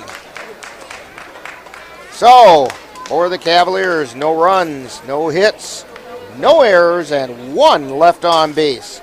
So we've completed 4, and it's the Tigers 4 and the Cavaliers 2. You're tuned to Cavalier Baseball on the Northern Light Webcasting Network and NLWN-TV. You're tuned to the Northern Light Webcasting Network and and NLWN-TV. We use advertising revenue to make this service available to you. If you have a business and would like to get your message out to our ever-increasing audience, give us a call at 715-563-1749. We'll be happy to discuss our budget-friendly advertising packages with you. Get your business noticed on the Northern Light Webcasting Network and NLWN-TV by calling 715-563-1749. Winners. The first one is 302966. 302966. And Kjellberg back out on the mound for the Cavaliers. The last one is 30. Leadoff hitter is going to be Nolan Byer, who is 0 for 2. Struck out and grounded to second his 2 times up. And for the jersey, one last time, it's 303022. That is your number. You can feel free to come on up or raise your hand and we'll bring it to you. Yeah, for Tilden, it's on the first baseman, Nolan Byer.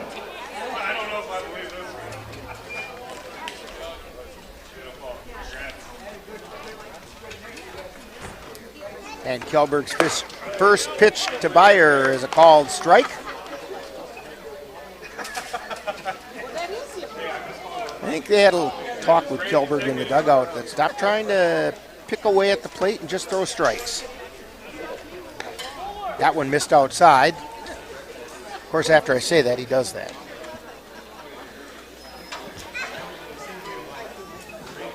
There's the wind of the 1-1 pitch. Grounder over to Vance, underneath his glove, out into left field. They get the ball back into the infield. It's going to be an error on Yeager.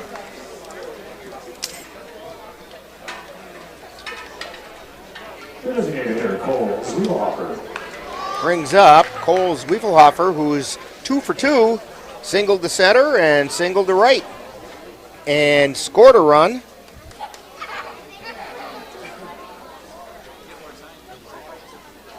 Here's the pitch. He lays down the bunt. Yeager can't handle it. He tried to scoop and transfer it to his throwing hand, and Zwiefelhofer gets on an error by Yeager. That sends Nolan Byer over to second. Second baseman Christian Hall.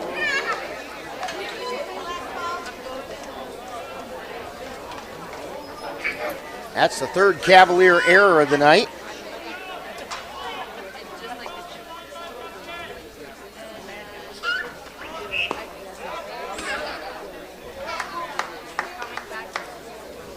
Pitch is a little low for a ball.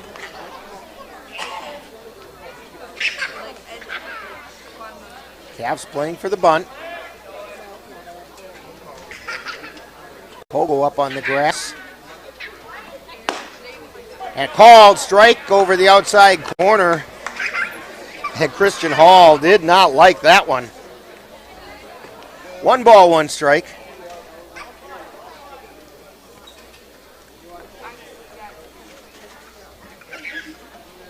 Kjellberg's pitch.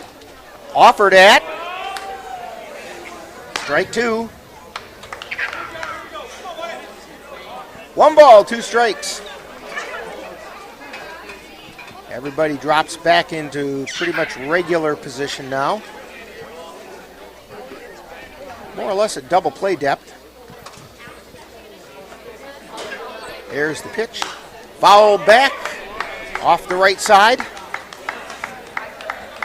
Step on ball brought to you by Rutherford. And let us step up to the plate for all of your loans. Be at any of our offices or apply online at ICU. 2 on, nobody out.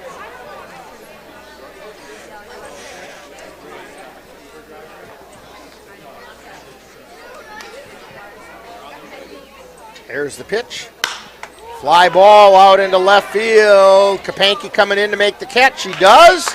And the runners are going to have to hold. Campbell Kapanke with the catch. It's going to bring up Jacobson. Jacobson is 0 for 1. Grounded to second. He also drew a walk and scored.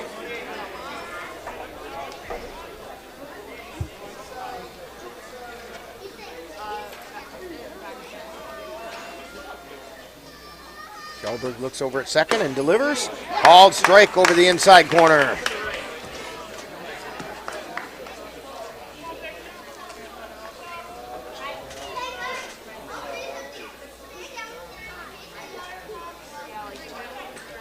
And the pitch. Check swing foul down the first base line.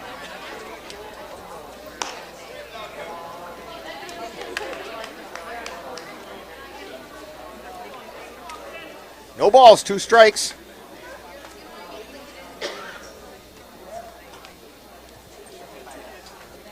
Jacobson walked and scored his last time up. Kjellberg's 0-2 pitch. Ground ball out to second. Flip to short for 1. Throw over to first is not going to be in time. Throw to the plate. And they don't get him.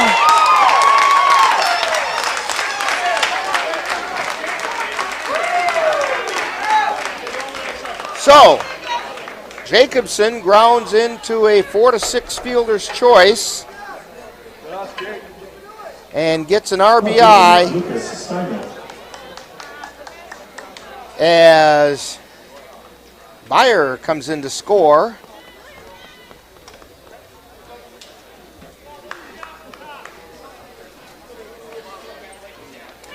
And Zwiefelhofer was put out at second.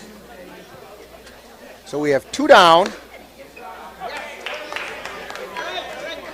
And the first pitch is a called strike.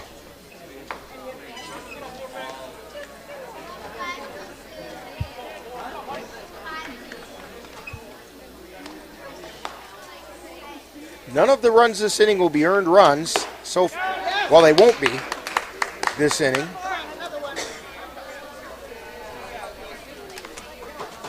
They wouldn't have been after Christian Hall flew out to left. Had an out with 2 errors. Here's the pitch. Runner's going, throw it on to second, and they missed him with the tag, so he gets a stolen base. Throw was actually pretty good. They just didn't get it was just a little bit up the line and not able to get the tag on in time. So Jacobson at second.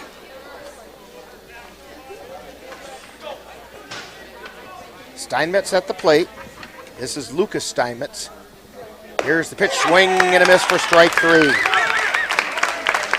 So the Tilden Tigers get 1 run on no hits. There were 2 Cavalier errors and 1 man left on base. So we've completed 4.5, and it's the Tigers 5 and the Cavaliers 2. You're tuned to Cavalier Baseball on the Northern Light Webcasting Network and NLWN-TV. Mom's Restaurant and Pub in Colfax has just what you need when you have that craving for a home-cooked meal the way Mom used to make it. Mom's is open from 7 a.m. to 3 p.m. daily and until 9 on Fridays with a complete breakfast menu. Lunch includes sandwiches, salads, wraps, and burgers, along with Mom's comfort food favorites, and don't forget dinner on Fridays with Mom's famous fish fry. The coffee always hot, the breakfast always delicious, and lunch puts a smile on your face. 225 Bremer Avenue, Colfax. Call 715-962-4617. That's Mom's Restaurant and Pub in Colfax.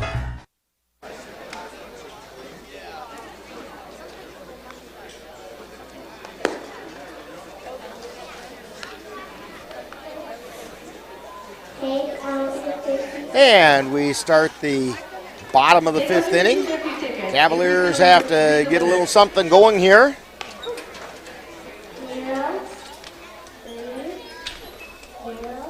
Krummenauer will be facing Chase Yeager, Ethan Kjellberg, and Jackson Vance.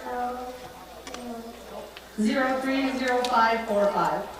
Leading off the bottom of the 5th for the Cavaliers, third baseman Chase Yeager.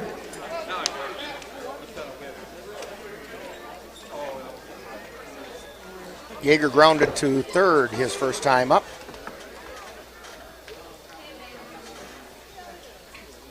Here's the first pitch. It's inside.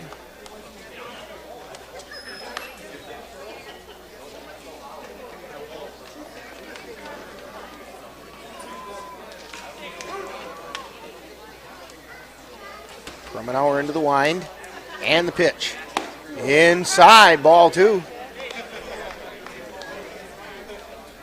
Yeager looks like he's trying to employ the Tyler Herman style of batting. If you can't hit the ball, let the ball hit you. And the pitch is inside, ball 3. Cavs need base runners, so you can just about guarantee Yeager's not going to take the bat off his shoulder now.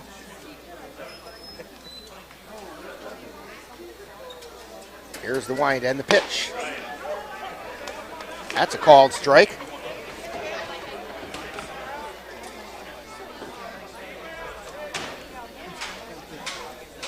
Here's the wind and the pitch. Check, or a swing and foul tip. And it gets back into the screen. And the count goes full.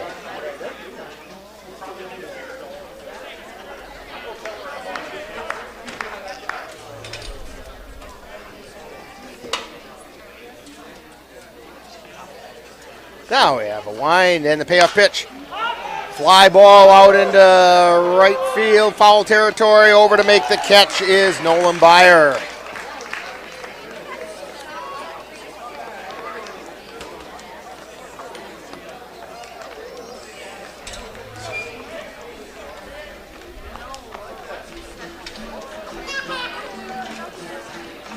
Pitcher, Ethan Kelberg.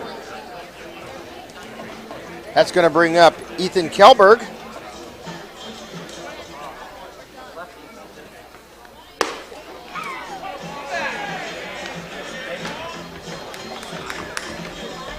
First pitch is a called strike.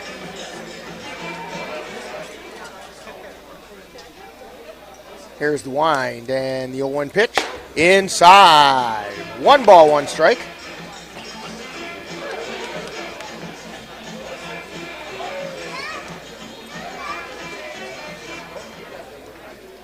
The wind and the pitch.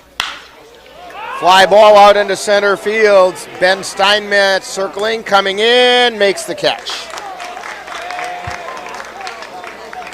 That's going to bring up Jackson Vance.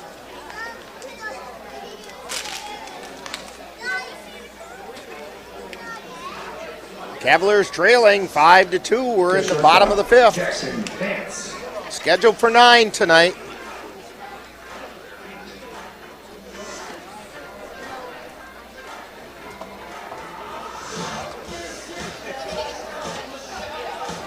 Vance singled his first time up to center field. From an hour's pitch. Foul back on the right side. Foul brought to you by NLWN-TV.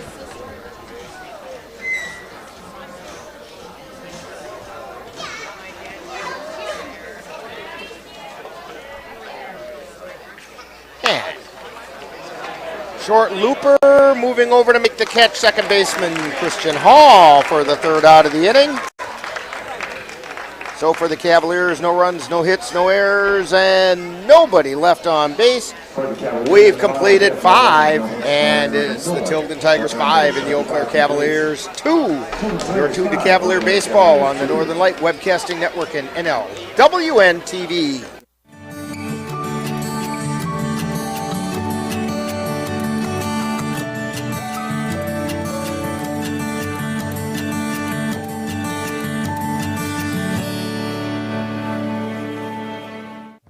For over 1/3 of its history, Eau Claire has been able to count on the Eau Claire Cavaliers for high-quality baseball excitement.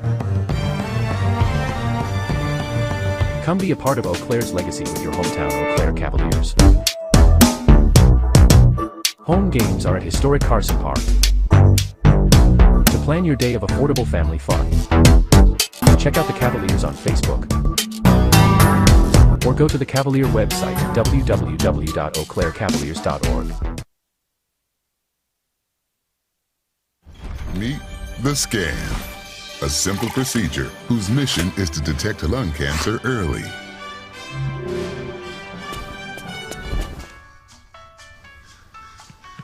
I'm here to save you! But I feel fine. That's great, but you may still be at high risk for lung cancer. Oh man, that's a new fence. If you smoke, early detection could save your life. Learn more at savedbythescan.org. Check out the NorthernLightWebcastingNetwork.com Search for it on YouTube. And we have a new pitcher for the Cavaliers as Jackson Vance. That means we have some changes out in the field with Vance going to the mound. That means moving over to play shortstop is now Caden Erickson, and replacing him at second base is Chase Yeager, which means Pogo goes over to play third base, and at first base is Ethan Kelberg. So it's just basically musical chairs out there in the infield. There's some kind of a rotation they did there. So, let's see here. I'm trying to get the numbers lined up on Kelberg for you.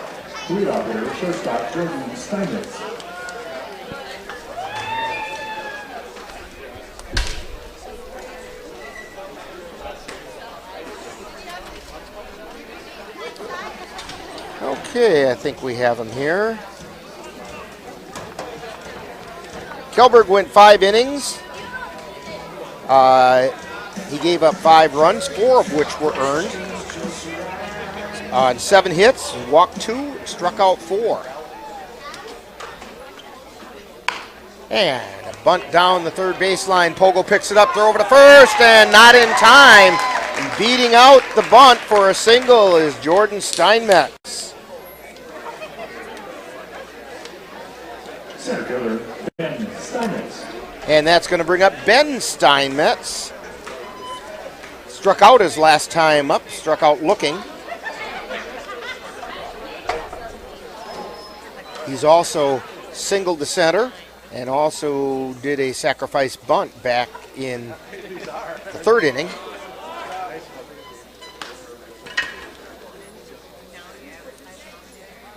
First pitch is a ball.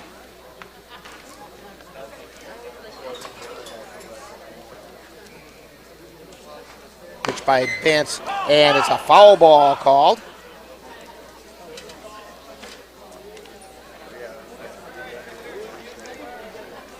Ben Steinmetz looking to bunt. 1 ball, 1 strike.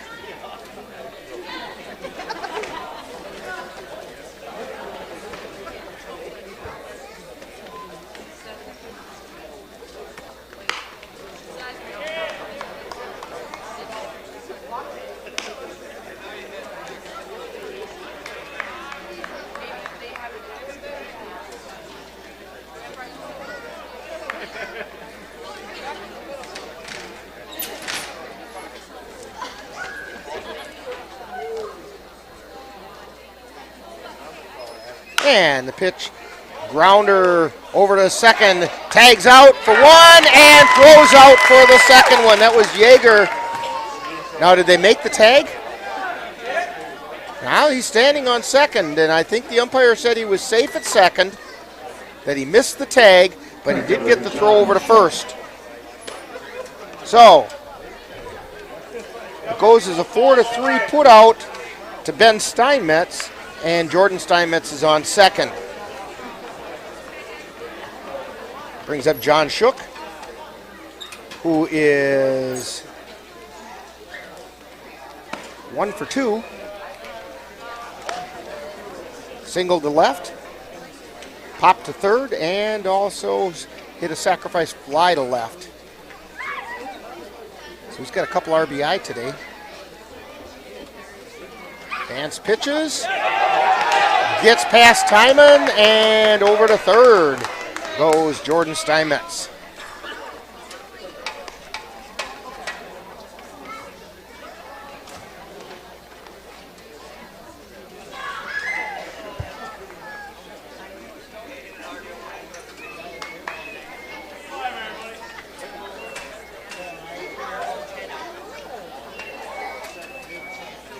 Jackson Vance. He's going to work from the windup with a runner on third. That's high and away for ball 2.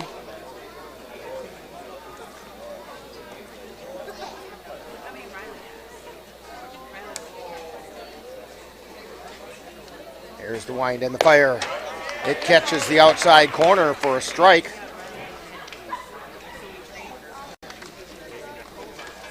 Scoreboard says 3-1. I thought it was 2-1, but I could be wrong. Here's the pitch. Doesn't matter. It's a ground ball over to third. Checks the runner at third, or to short. Checked the runner at third. Made the throw over to first for the put out. Some good solid fielding there by Caden Erickson at shortstop. 2 down. And that's going to bring up Dane Weiland. And Weiland is 0 for 3. Flown out all 3 times, twice to left, once to center. Hit the ball hard all 3 times. That pitch caught the outside corner for a strike.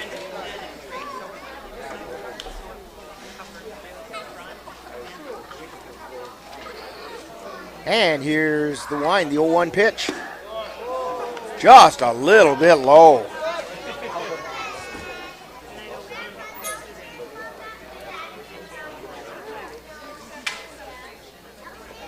Here's the pitch. High fly ball into shallow right field. Yeager back to make the catch, and he does for the 3rd out of the inning.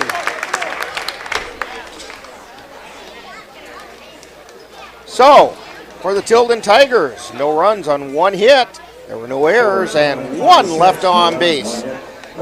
So we've completed 5.5, and it's Tilden 5, Cavaliers 2.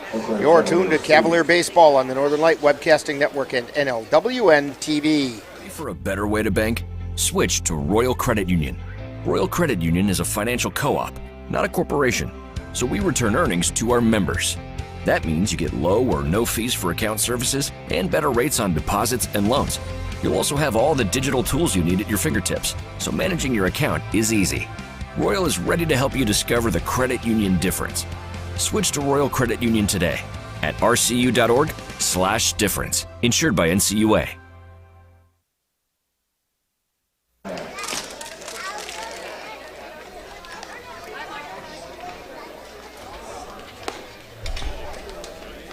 Carl Krummenauer on the mound still for the Tilden Tigers.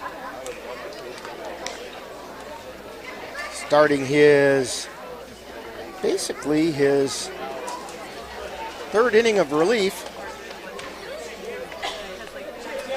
And actually he would be the pitcher of record right now because Martell did not go long enough to be given credit for a win. And he only went 3+ innings.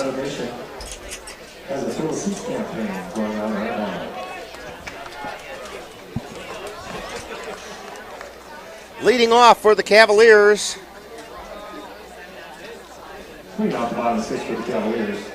Top of the order is Campbell Kapanke. Campbell looking for his first hit of the night. He does have a sacrifice. Sacrifice fly to right, and he flew out to right. First pitch is a called strike.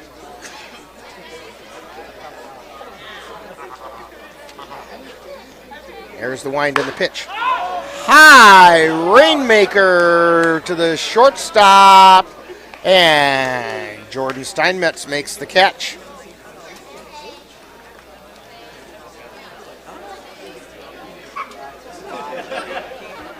That's going to bring up Caden Erickson. Erickson's 1 for 2 tonight.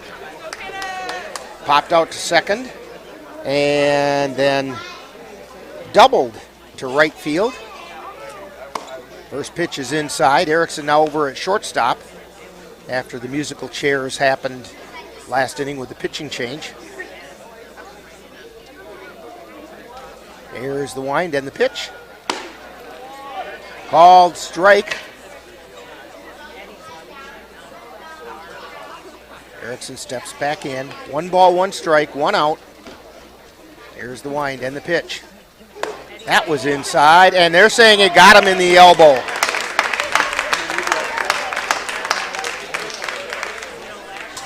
So Erickson at first. Brings up Ryan Vinny. Vinny is 1 for 2, singled his first time up and then flew out to center field.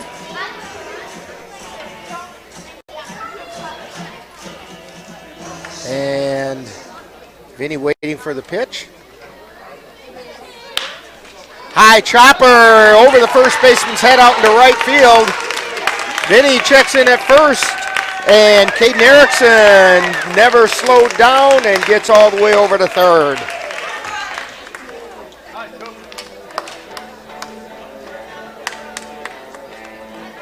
So in the book, that goes as a single to right field. It was like a one-hopper, but it took a high hop.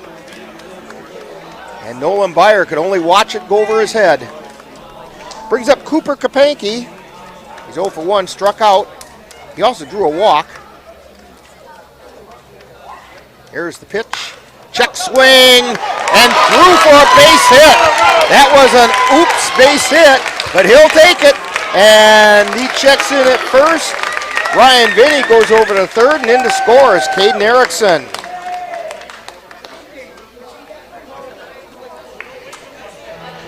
Jeremy over on the camera said sometimes it's better be lucky than good, and it's a pretty good example there, Jeremy.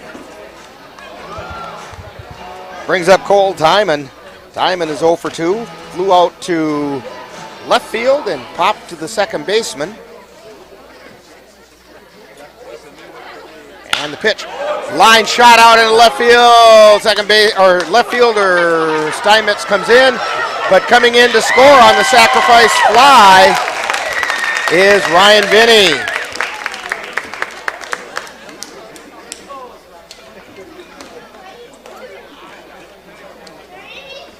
So Timon gets the sacrifice fly for the second run of the inning. Third baseman, Anthony Pogozinski. That closes it to a one-run difference and brings Pogo to the plate. Pogo's 0 for 2. Pitch is high. He popped to short and then grounded into a fielder's choice.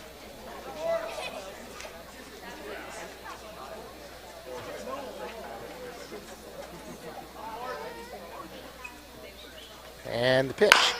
High chopper over the pitcher. Throw over to first, and they got Pogo for the third out of the inning, but the Cavaliers get right back into it here. Couple runs on 2 hits.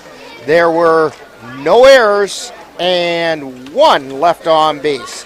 So we have now completed 6 innings, and it's the Tigers 5, Cavaliers 4. You're tuned to Cavalier Baseball on the Northern Light Webcasting Network and NLWN-TV. I love the pizza we get when we go to Gino's Pizza. That's because Gino's has been voted best pizza in the Chippewa Valley 5 years in a row. I think it's because Gino's uses the freshest ingredients, premium quality meats, cheeses, savory spices, and zesty toppings, and all served with attention to detail. Now you're making me hungry. Let's head to Gino's Pizza. Scott and the rest of the folks at Gino's Pizza would like to invite you to come out and try the area's best pizza. Call about Monday through Wednesday dine-in specials at 715-835-2000. That's Gino's Pizza at 5110 Fairview Drive, Eau Claire, right next to Chaos Water Park. And want to remind you about our Gino's player of the game, and it's Mitch Voller. And of course, if you go out to Gino's tomorrow and you mention Mitch Voller's name as the Gino's player of the game, you'll get a free soft drink. And of course, if he hits an extra base hit today, then the soft drink turns into an appetizer. That, of course, is 1 per party at your table. So if you're there with a group of 4, you're going to have to share that appetizer.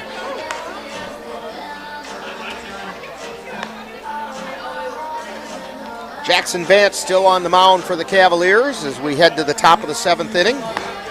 Due up is Nolan Byer, Cole Zwiefelhofer, and Christian Hall for the Tilden Tigers.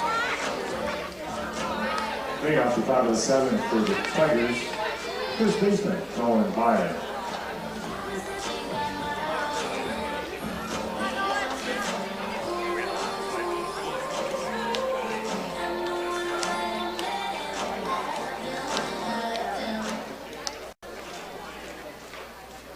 And the first pitch to Byer, swing and a miss for strike 1.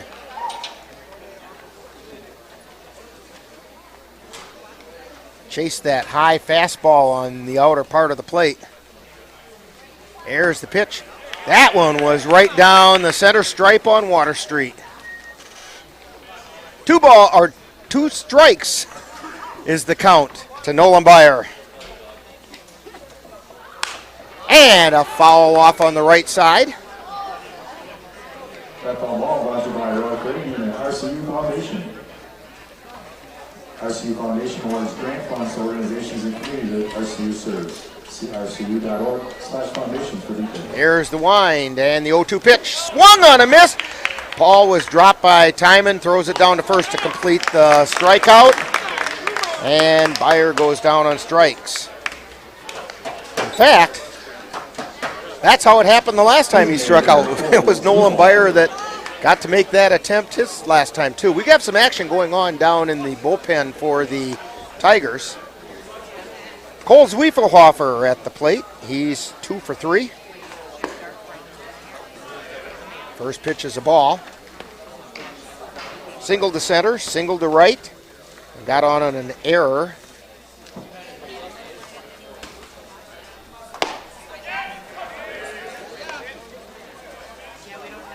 And it's a called strike, so 1-1 is the count.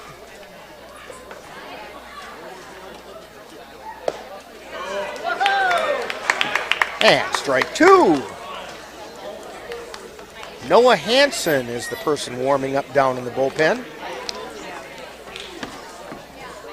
Here's one of those numbers that oftentimes catches razzing. Check swing, they're going to call it a check swing strike. And that's the second strikeout of the inning. Second baseman Christian Hall. Brings up Christian Hall. He's 1 for 3.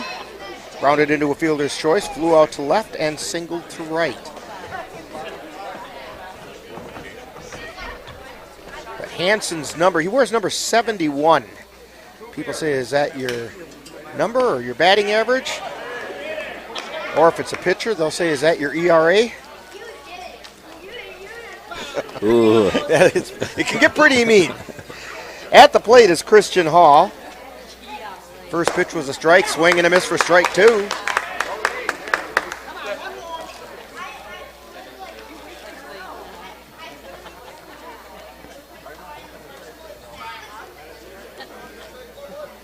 There's the wind and the pitch. Just a little bit low. 1 ball, 2 strikes. I think that was a chase pitch that time. Near the strike zone, hoping to get him to chase that one. And the pitch, it's high and away, ball 2.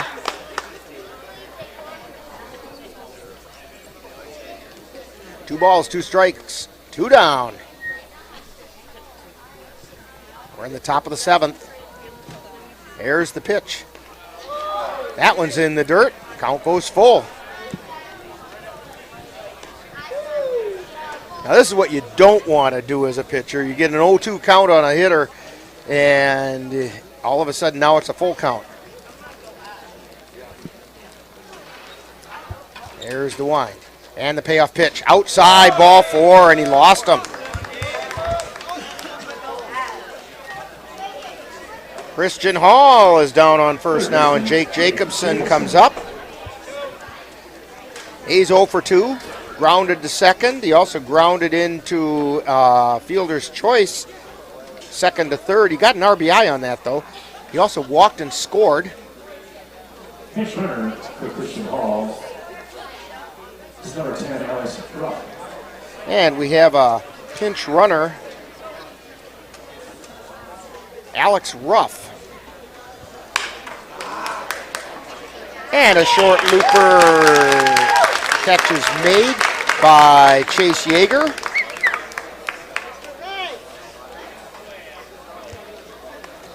And so for the Tigers, no runs on no hits, no Cavalier errors, and 1 left on base. You're tuned to Cavalier Baseball on the Northern Light Webcasting Network and NLWN-TV.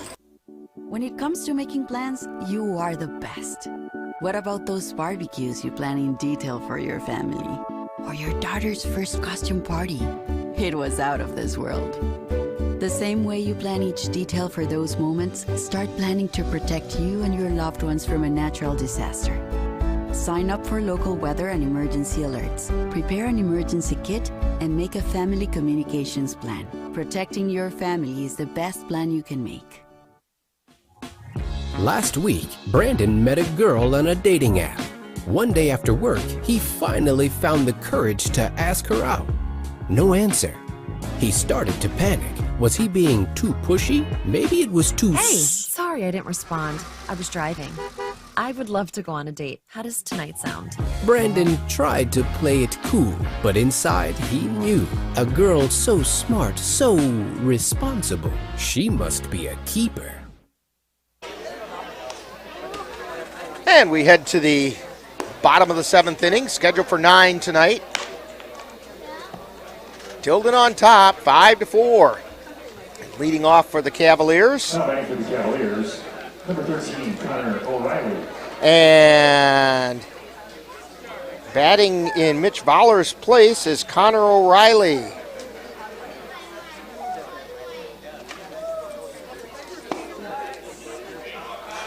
So Mitch Voller was our Geno's player of the game. So you go out to Geno's tomorrow and mention his name and you will get yourself a free soft drink.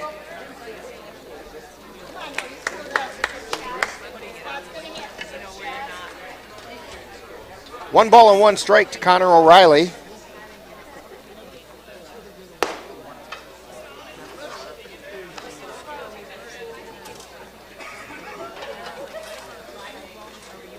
Two balls and a strike.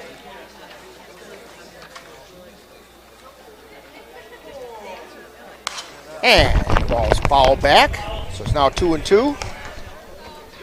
O'Reilly comes into the game batting .214. We have some scores for you in the conclusion of that suspended game between the Bullfrogs and the Merchants. That ended up with the Merchants winning that game 6-0. And they're in the 6th inning. Chop foul down the third base side. They're in the 6th inning of the regularly scheduled game, and the Merchants are ahead 9-0 over the Bullfrogs.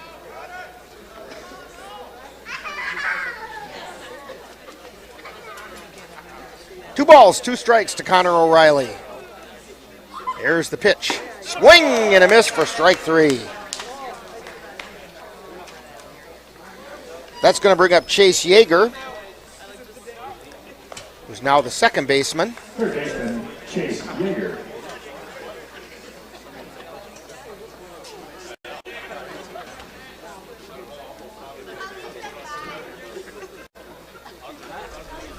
And here's the pitch to Yeager. High pop-up. Foul territory over toward the Cavalier bullpen, and over to make the catch is Jake Jacobson.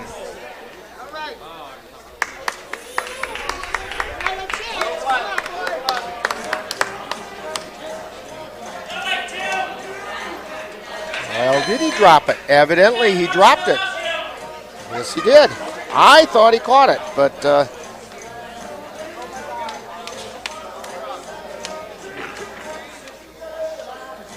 you get over there in the foul territory, and all of a sudden you start getting turned around because the ball kind of drifts back on you. And there's a called strike. No balls and 2 strikes to Yeager. Sure use a Yeager bomb right here. And there's a shot.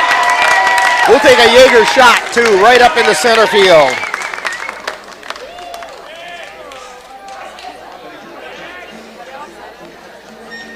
So Chase Yeager singles to center. That's going to bring up first baseman Ethan Kelberg. Ethan Kelberg.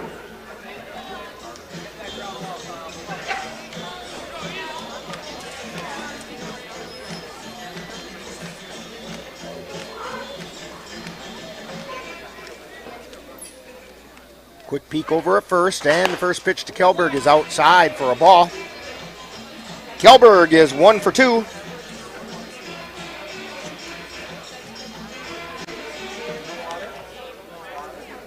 He singled his first time up. Here's the pitch. It's inside.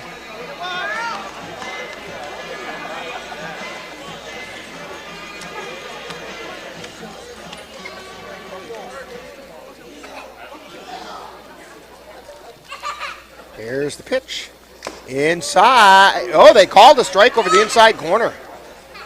I thought the way that Kjellberg moved that it was inside, but no, it caught the corner. Krummenauer at the belt. And the 2-1 pitch. Line shot out into center field. It's going to fall in for a base hit. Yeager checks in at second. Kjellberg at first.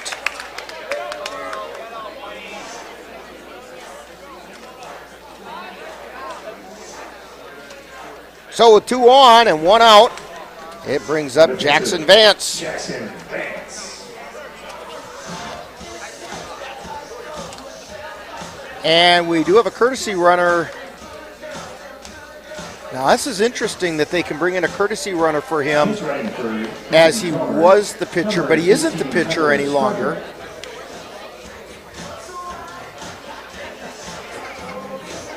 And is that Jaden Nix down at first base? Now running for him.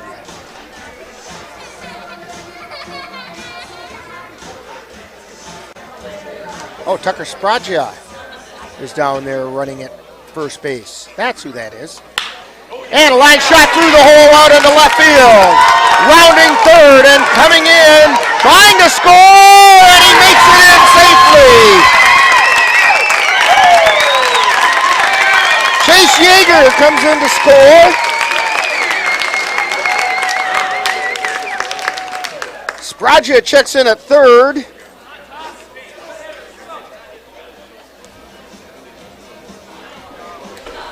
And a double by Vance. And we're going to have a conference at the mound. That ties the game up as we're in the bottom of the 7th. And we do have a pitching change going on, and we'll give you all that information right after this timeout. You're tuned to Cavalier Baseball on the Northern Light Webcasting Network and NLWN-TV. The central and midwestern U.S. averages more than 850 tornadoes each year, and lately, the number of floods has been rising in the region too. So chances are, there will be more twisters and floods near here again. And between school, sports, and social lives, chances are, you won't be with your kids when it happens. Will they know what to do? Ready.gov/kids has all the educational tools and information to make the conversation easy. When the time comes, chances are they'll feel prepared, not scared. So talk with your family today. The Eau Claire Cavaliers would like to take veterans out to the ball game. That's right. As a thank you for your service, any veteran of the United States military can receive a lifetime pass for free admission to all Cavalier home games.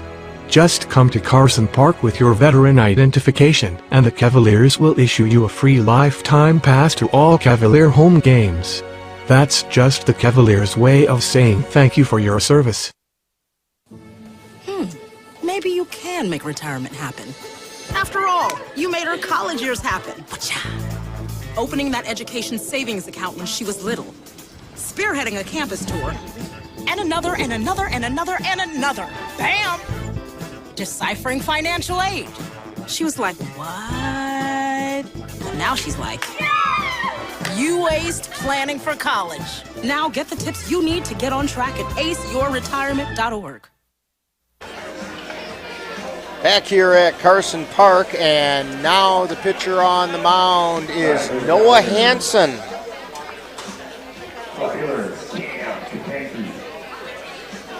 Dan, I'll tell you what, why don't you take a quick look at those and see if you can find stats on Noah. The numbers are in for Carl Krummenauer, as up to the plate is Campbell Kapanke, swings and misses for strike 1. For Carl Krummenauer, he threw 3 1/3, gave up 3 runs. All 3 were earned on 5 hits. Didn't walk anybody. Fouled off to the right side. No balls, 2 strikes now to Kapanke. And Krummenauer has struck out 1. Yeah, Noah comes in 2 games played. He's got 1-0 record. Ground ball foul down the third baseline. What's his ERA? His ERA is actually... Oh, here we are. It's high and away. They just have 0. So he hasn't allowed any runs yet. Any walks or strikeouts?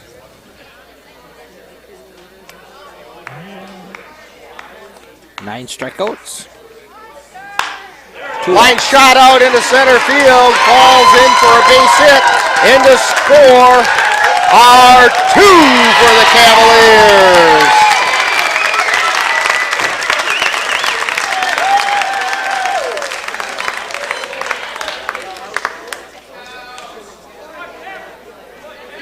So, Spraja came in to score.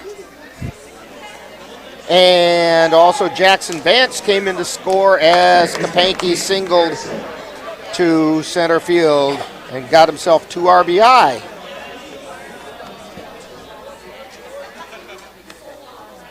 That brings up Caden Erickson. Heads up, that one was coming right at us. That's kind of rude of him to do that as I'm looking down at my score sheet and I look up and see that ball coming right at just over our window. Yeah, I could see the spin on that one. Boy, I tell you what, and Caden Erickson is a Colfax boy, and he's picking on me here. Sends a fly ball. That could fall in. It falls into right field for a base hit.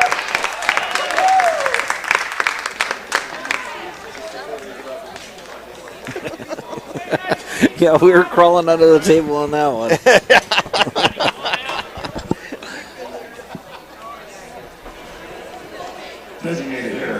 I'll tell you what, that ball looked awfully big in my face as it was coming back this way.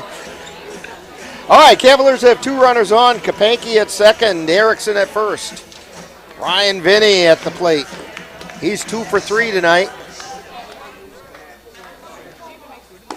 And pitches a called strike right down the middle.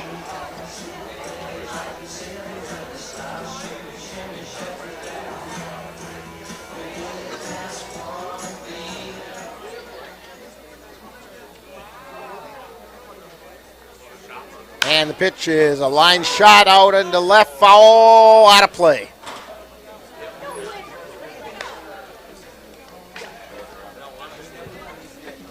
No balls, 2 strikes to Ryan Vinny. 1 out. Cavs have 2 runners on. They also have the lead 7-5.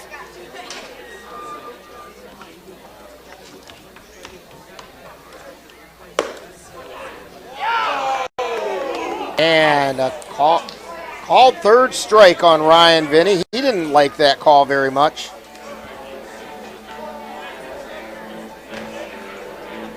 Extra hitter, Cooper Kapanke. That brings up Cooper Kapanke.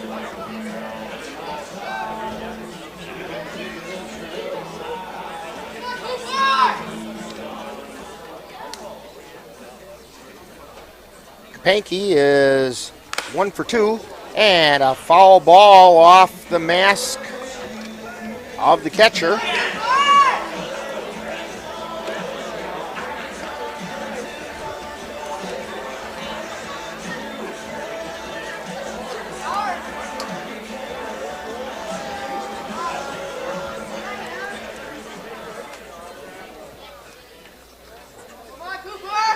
Hansen's pitch.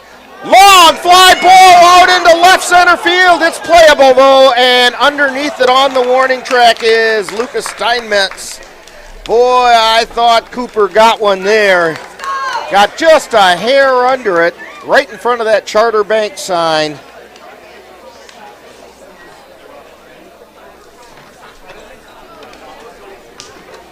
For the Cavaliers in the bottom 7, 3 runs on 5 hits, no errors, and 2 men. Left on base.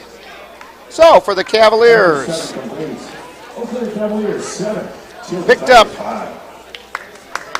3 runs on 1, 2, 3, 4, 5 hits, and no errors, and a couple left on base.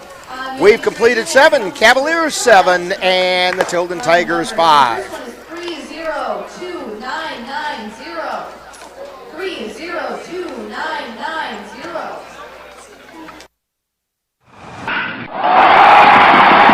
Let NLWN-TV and the Northern Light Webcasting Network take you out to the ball game. Our next game will be on Sunday, June 5th when the Cavaliers host the Eau Claire Rivermen in a doubleheader at Carson Park. Live coverage on the Northern Light Webcasting Network audio service and on NLWN-TV begins with the In the Dugout show at 12:05 p.m. That's live Cavalier baseball on Sunday, June 5th on the Northern Light Webcasting Network and NLWN-TV. On Facebook, Eau Claire Cavaliers baseball team, and on Twitter at EC Cavs. You'll find stats. Heading into the top of the 8th inning, Cavaliers on top, 7-5 over the undefeated Tilden Tigers, or at least undefeated in the CRBL. Jackson Vance on the mound in relief.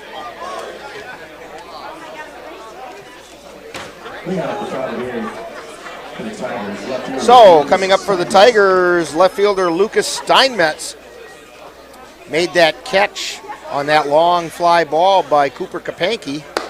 And the first pitch is outside for ball 1.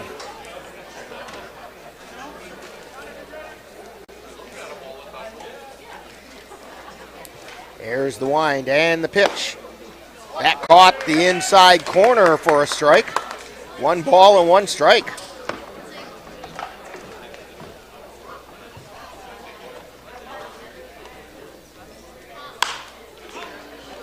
And foul ball, out of play.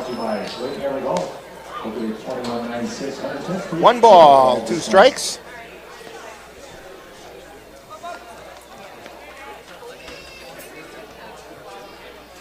And here's the pitch inside. 2 balls, 2 strikes. I think it's Lucas Costley warming up down in the bullpen. And the pitch is high for ball 3. Count goes full to Lucas Steinmetz, who's 0 for 2 with a couple of strikeouts. He also drew a walk.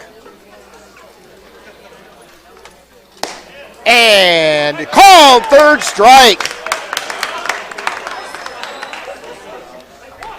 That's a 3rd strikeout of the night for Lucas Steinmetz. He didn't like that one. But this umpire has been pretty consistent with that corner of the plate. He's been giving it all night long.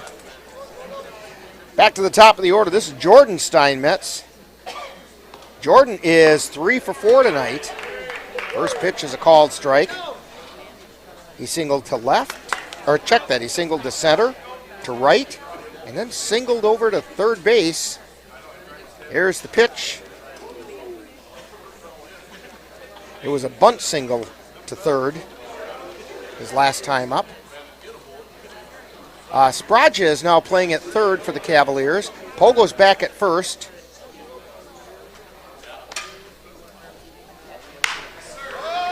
Fly ball out into center field, and making the catch over there is Chase Yeager. Center fielder, Ben Steinmetz. That's going to bring up Ben Steinmetz. Steinmetz is 1 for 3 tonight. Singled his first time up to center field. Otherwise, he did a sacrifice bunt, struck out looking, and grounded to second. Here's the wind in the pitch. 1 ball, 1 strike.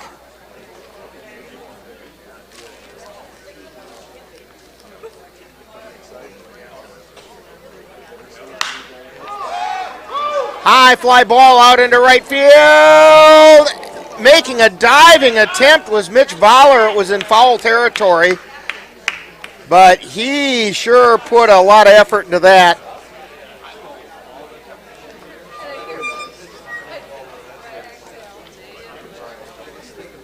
Is that still Voller, or is that Connor O'Reilly out there? Yeah, that was Connor O'Reilly who made that diving attempt out there in right field.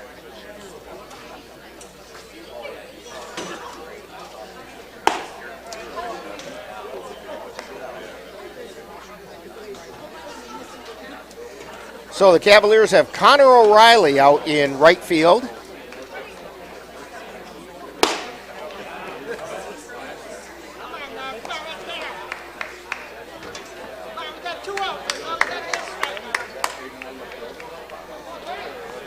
And we have, and then at third base, and a called strike for the third out of the inning. So, nothing across for the Tilden Tigers in the 8th inning.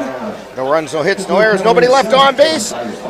We've completed 7.5, and it's the Cavaliers 7 and the Tilden Tigers 5. You're tuned to Cavalier Baseball on the Northern Light Webcasting Network and NLWN-TV.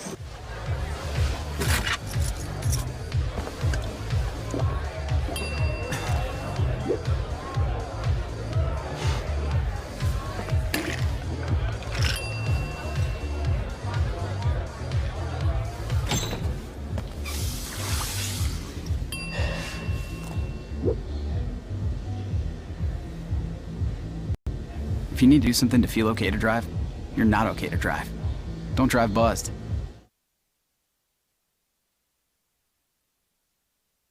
Hey Bobo, do trees tell each other stories? I'm sorry, I'm afraid I don't know that. Hey, why don't we go find out? Listen. Do clouds take naps? I couldn't tell you. Dad, do stars visit their friends? Look!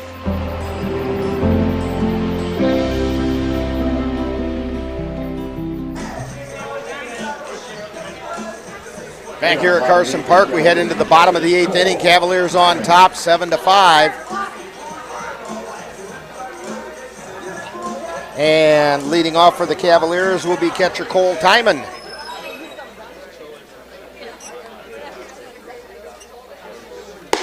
And the first pitch is high for a ball.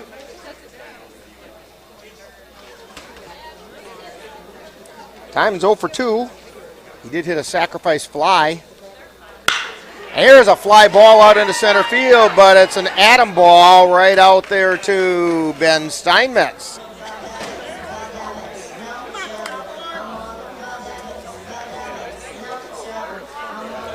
And that brings up Anthony Pogosinski.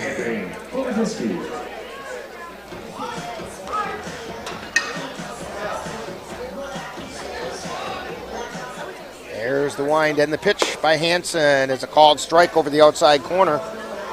Pogo's 0 for 3 tonight.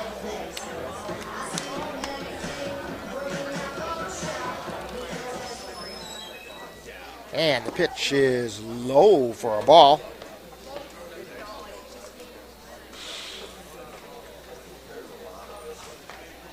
One ball and one strike, one out.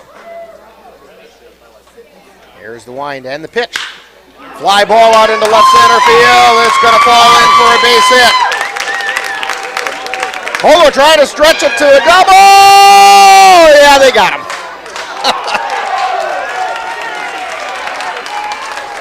He actually gets credit for a single.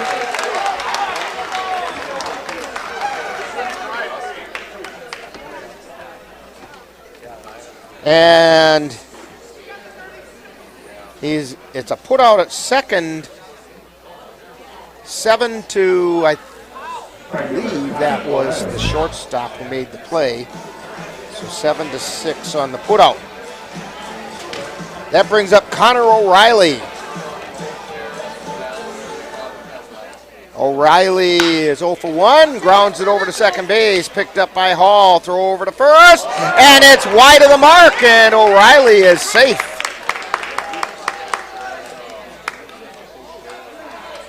That's going to be an error on Christian Hall.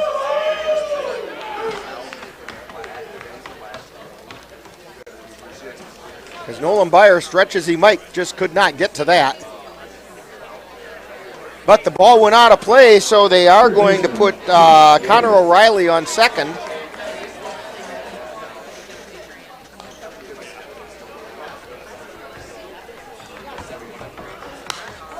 Swing and foul back. This is Chase Yeager at the plate. Yeager singled to center field and scored his last time up.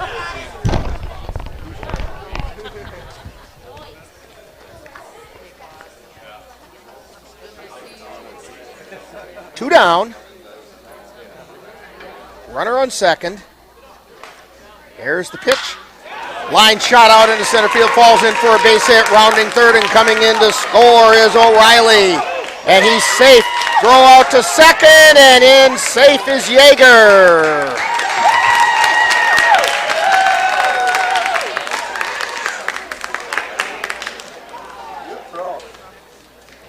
And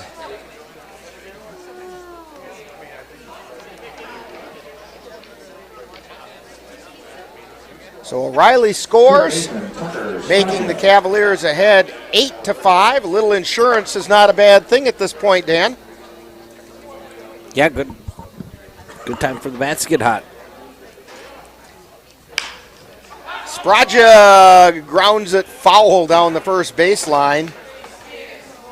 Tucker Spraja, batting .286 in limited appearances. Pitch is a called strike. No balls, 2 strikes.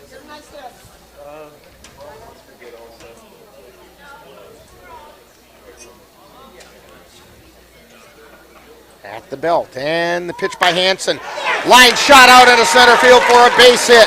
Rounding third and coming in to score is Chase Yeager. Throw comes through to the plate, but Yeager's in safely. Throw out to second. Spraja's out. But the run does count.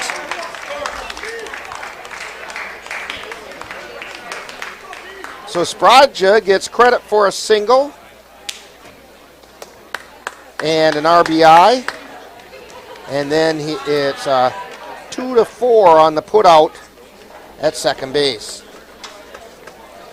So the Cavaliers pick up a couple of runs on 3 hits, and there was one error. And after 8 innings, it's the Cavaliers 9 and the Tilden Tigers 5. You're tuned to Cavalier Baseball on the Northern Light Webcasting Network and NLWN-TV. I think it's just vapor with flavor. It won't hurt my kid like cigarettes, right? Vaping is safer than smoking, isn't it? There's really not even that much nicotine in them, right? My kid? My kid knows it's dangerous. Get your head out of the cloud. Today, nearly 8,000 kids will start vaping, maybe even yours. Learn about the dangers at talkaboutvaping.org. We head into the top of the 9th inning. Jackson Vance trying to get his first win of the season on the mound. Cavaliers on top, 9-5. Hey, we have this score in from Osseo. It was in the regular scheduled game. It was the Merchants 10 and the Beef River Bullfrogs nothing. Game called after 7 innings on the 10-run rule.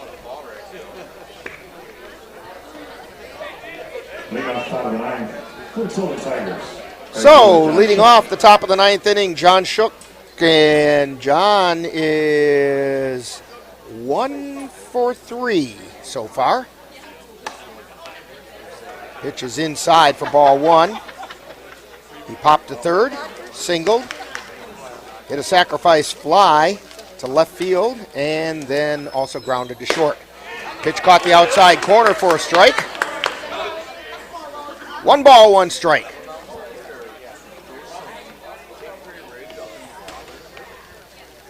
There's the pitch. That one caught the inside corner.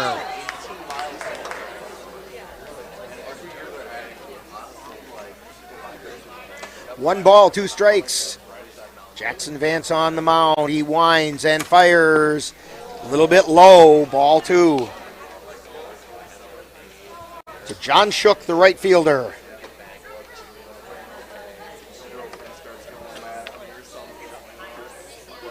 And the pitch. It's inside. Count goes full.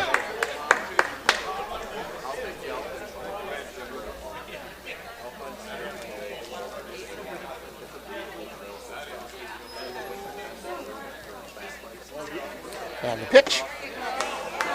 And he just missed low. Shook is on first. Let's run through Cavaliers defensively since there was a lot of switching around going on. At third base is Tucker Spraja, shortstop Caden Erickson. Chase Yeager is at second. And I think we're going to get a courtesy runner out there, and that is Jack Remenschneider. Jack Remenschneider over at first. The pitch is low for a ball. Yeah, Pogo's back at first base. Cole Timon still behind the plate. Jackson Vance on the mound. The outfield is Campbell Kapanke. Here's the pitch. It's high and away. Ball 2. Xavier Bemdenster is out in center field. Connor O'Reilly out in right field.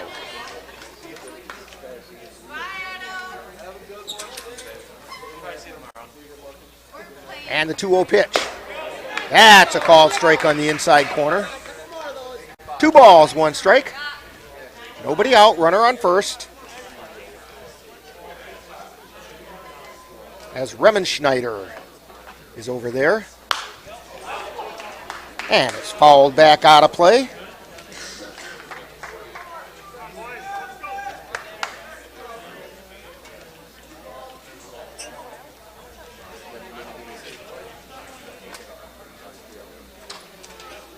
I don't even have room on the paper to write Remenschneider.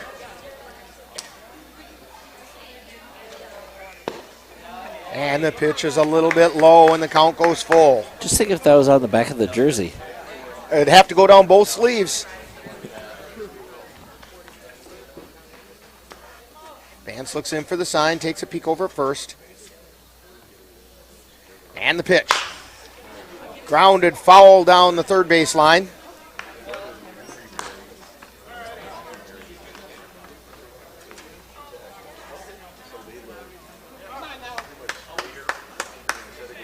Dane Weiland at the plate. Here's the pitch. Fly ball out into left field. Circling underneath it is Campbell Kapanke. Makes the catch. For the first out of the inning.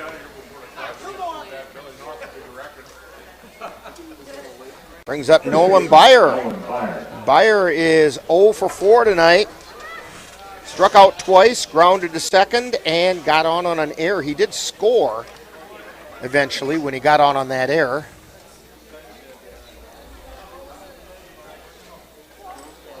One down, top of the 9th inning. Pop up in the infield foul territory. Pogo's under it, makes the catch.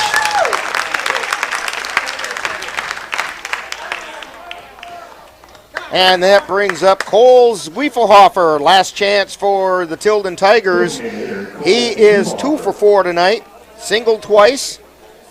Got on an error and struck out. That was his last time up. Jackson Vance again looks in for the sign and the pitch. Swing and a miss. Foul tipped into the glove of Cole Timon.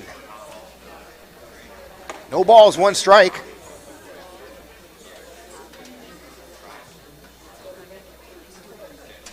And the pitch. That's outside. 1 ball, 1 strike. 2 down, runner on.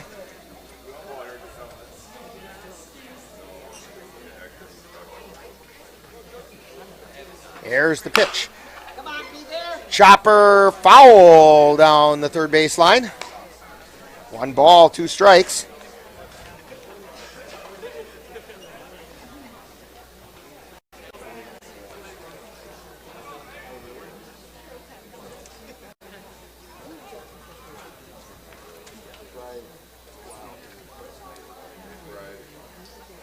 And the pitch. Swing and a miss, strike 3! And that's a nice way to shut things down is with the strikeout. So no runs, no hits, no errors, and 1 left on base. Final score, Cavaliers 9 and the Tilden Tigers 5. The winning pitcher would be Jackson Vance, and the losing pitcher would be Noah Hansen, I believe. I'll have to check on that. We'll have all that for you in Talkin' Baseball coming up shortly. So our final score again, Cavaliers 9 and the Tilden Tigers 5. You're tuned to Cavalier Baseball on the Northern Light Webcasting Network and NLWN-TV. I love the pizza we get when we go to Gino's Pizza. That's because Gino's has been voted best pizza in the Chippewa Valley 5 years in a row. I think it's because Gino's uses the freshest ingredients, premium quality meats, cheeses, savory spices, and zesty toppings, and all served with attention to detail. Now you're making me hungry. Let's head to Gino's Pizza. Scott and the rest of the folks at Gino's Pizza would like to invite you to come out and try the area's best pizza. Call about Monday through Wednesday dine-in specials at 715-835-2000. That's Gino's Pizza at 5110 Fairview Drive, Eau Claire, right next to Chaos Water Park.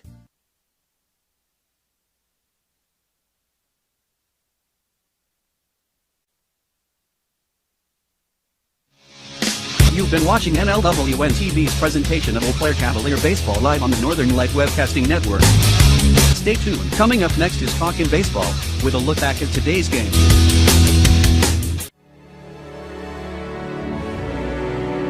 The Eau Claire Cavaliers would like to take veterans out to the ball game. That's right. As a thank you for your service, any veteran of the United States military can receive a lifetime pass for free admission to all Cavalier home games. Just come to Carson Park with your veteran identification, and the Cavaliers will issue you a free lifetime pass to all Cavalier home games. That's just the Cavaliers' way of saying thank you for your service.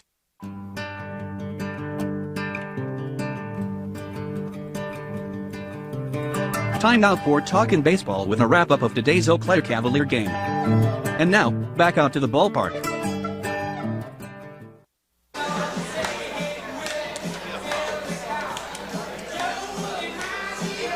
And we're back at Carson Park.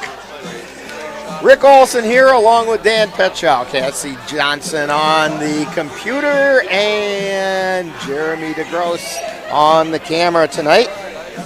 Cavaliers come away with a big win by the final score of 9-5 over the previously unbeaten Tilden Tigers.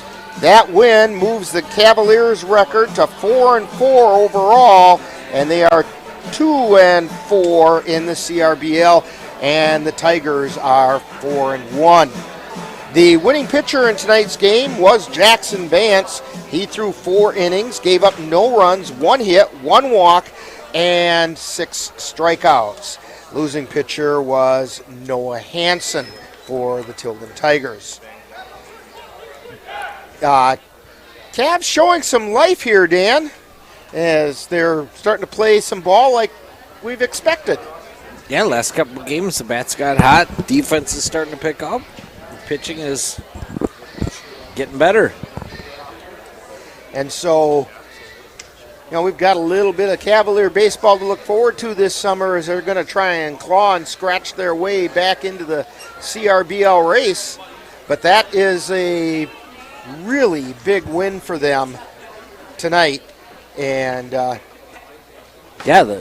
keep that streak going. Now, there probably will be a change at the top of the CRBL standings since Osseo picked up 2 wins and Tilden lost a game. And so the Merchants will slide up into first place, but and I'm not sure what their record is. Maybe if you can take a look on the CRBL website, check that out for us there, Dan. We can find out what the Osseo Merchants record is, and we can figure out where the Cavs are in relation to that. But the Cavaliers did what they could do tonight to make things better, and again, they turned off the scoreboard awfully fast tonight. We haven't had that since the basketball season where it shut down. There was that basketball game we had. Was that over in Boyceville where I couldn't even say the final score and they had the scoreboard shut off? But the Cavaliers did pick up 9 runs on. I'm going to have to count these up here, folks. Just bear with me. 1, 2, 3, 4. I'm just going through the scorebook here. 5, 6. 7, 8, 9, 10, 11, 12, 13, 14 hits. And the Cavaliers committed 3 errors tonight. So it wasn't quite as clean a night of play as we saw last night, but it was in the right direction. Did you find out where Osseo was coming into tonight? Or if it's Osseo is coming in second. Yeah, with their 3-0 record. 3-0. 3-0. So they picked up 2 wins tonight, so they would be 5-0. And the Cavs are 2-4. 2-4. And that would make Tilden 4-1. Right. So the Cavs would, Osseo would be in front of Tilden after this. And the Cavs would be, let's see, if they're 3-0. So if they're 5-0, if Osseo's 5-0, Cavs would remain 3.5 games back out of first place. But you take the wins as you can, and then you see what we can do. Now I suspect that manager Pete Bartengale is going to be on his way up here pretty quickly. So why don't we take this time out? And when we come back, we'll have Pete Bartengale, and we'll talk about tonight's game. And you're tuned to Talkin' Baseball on the Northern Light Webcasting Network and NLWN-TV. Let NLWN-TV and the Northern Light Webcasting Network take you out to the ball game. Our next game will be on Sunday, June 5th, when the Cavaliers host the Eau Claire Rivermen in a doubleheader at Carson Park. Live coverage on the Northern Light Webcasting Network audio service and on NLWN-TV begins with the In the Dugout show at 12:05 p.m. That's live Cavalier baseball on Sunday, June 5th on the Northern Light Webcasting Network and NLWN-TV.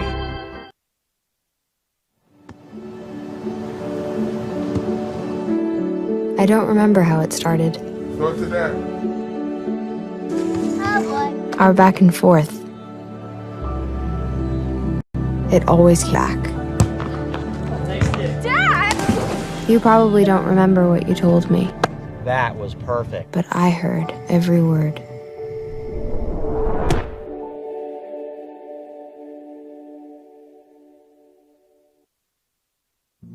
Jason, let's go see your room.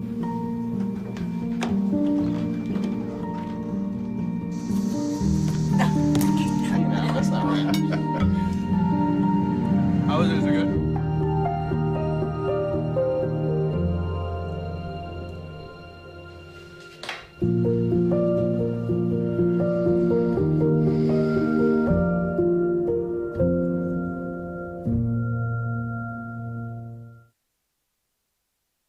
My Shiro doesn't always wear a cape, but she always has time for a hug, a smile, for going the extra mile.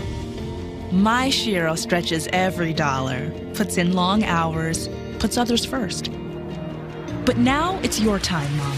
When you're ready to retire, we want you to be able to enjoy it. It's time to start saving now. A free 3-minute online chat can give you the personalized tips you need to start boosting your retirement savings today. Visit aceyourretirement.org. And we're back here at Carson Park, and joining us right now is Cavalier manager Pete Bartengale. And Pete, this one's got to feel really good. Yeah, I got here and I think we were down 2-1 and got up there 2-1, I think. And they're in first place for a reason. But I think top to bottom, we have a nice team and we just need to keep battling. And Sunday's a big one for us.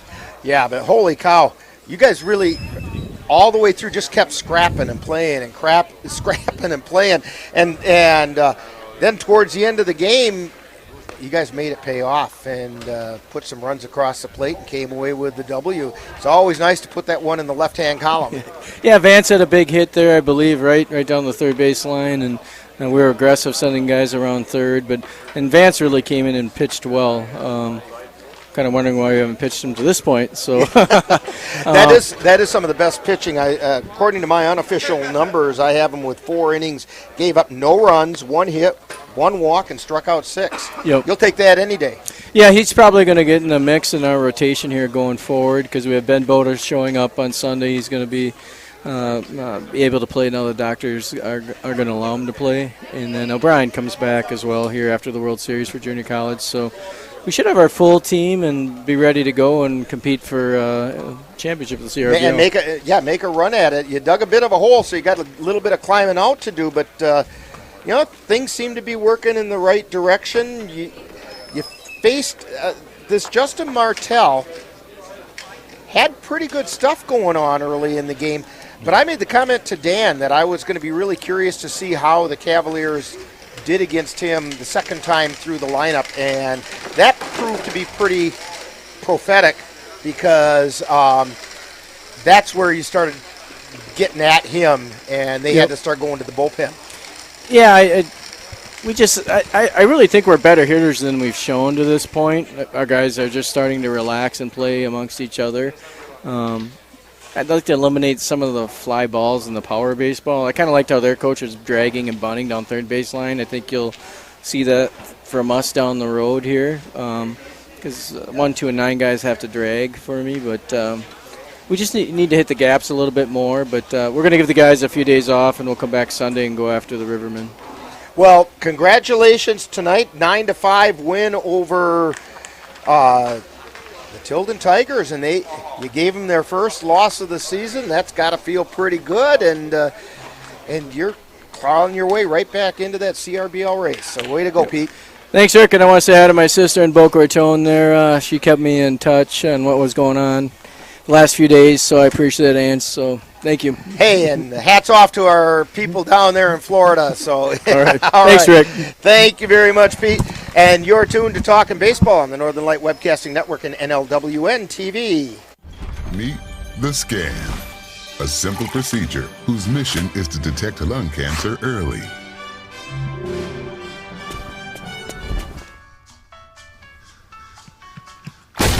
I'm here to save you.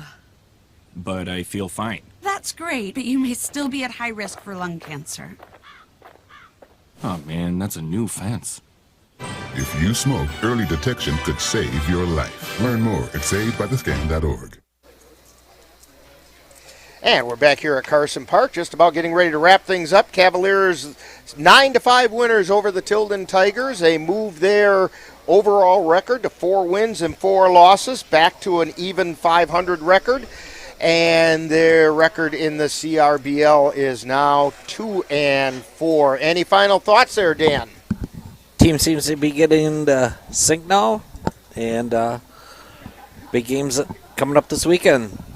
That's right. In fact, speaking of games this weekend, the next Cavalier game, don't forget to join us right here on the Northern Light Webcasting Network audio service and NLWN-TV on Sunday as the Cavaliers get to take on the Eau Claire Rivermen in a doubleheader from right here at Carson Park. Our coverage will begin at 12 noon with the first pitch of Game 1 at 12:30, and of course we will have both games of that doubleheader.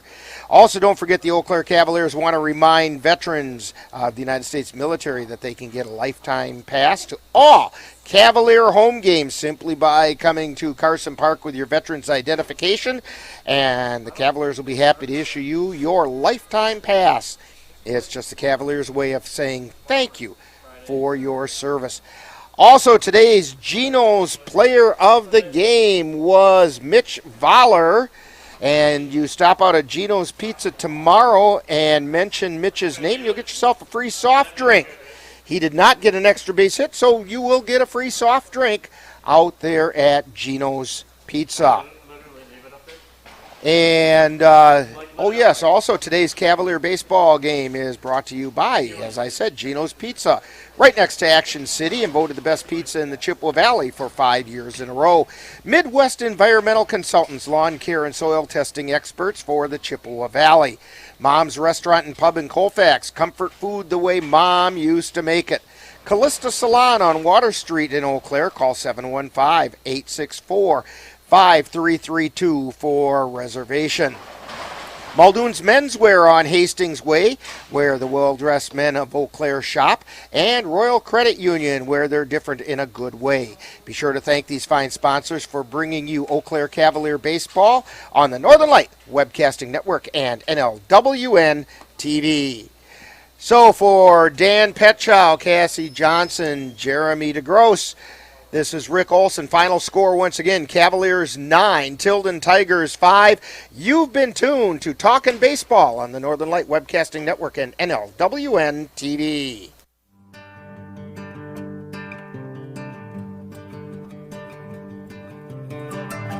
You've been watching Talkin' Baseball, a wrap-up of today's Eau Claire Cavalier game. This has been a production of NLWN-TV.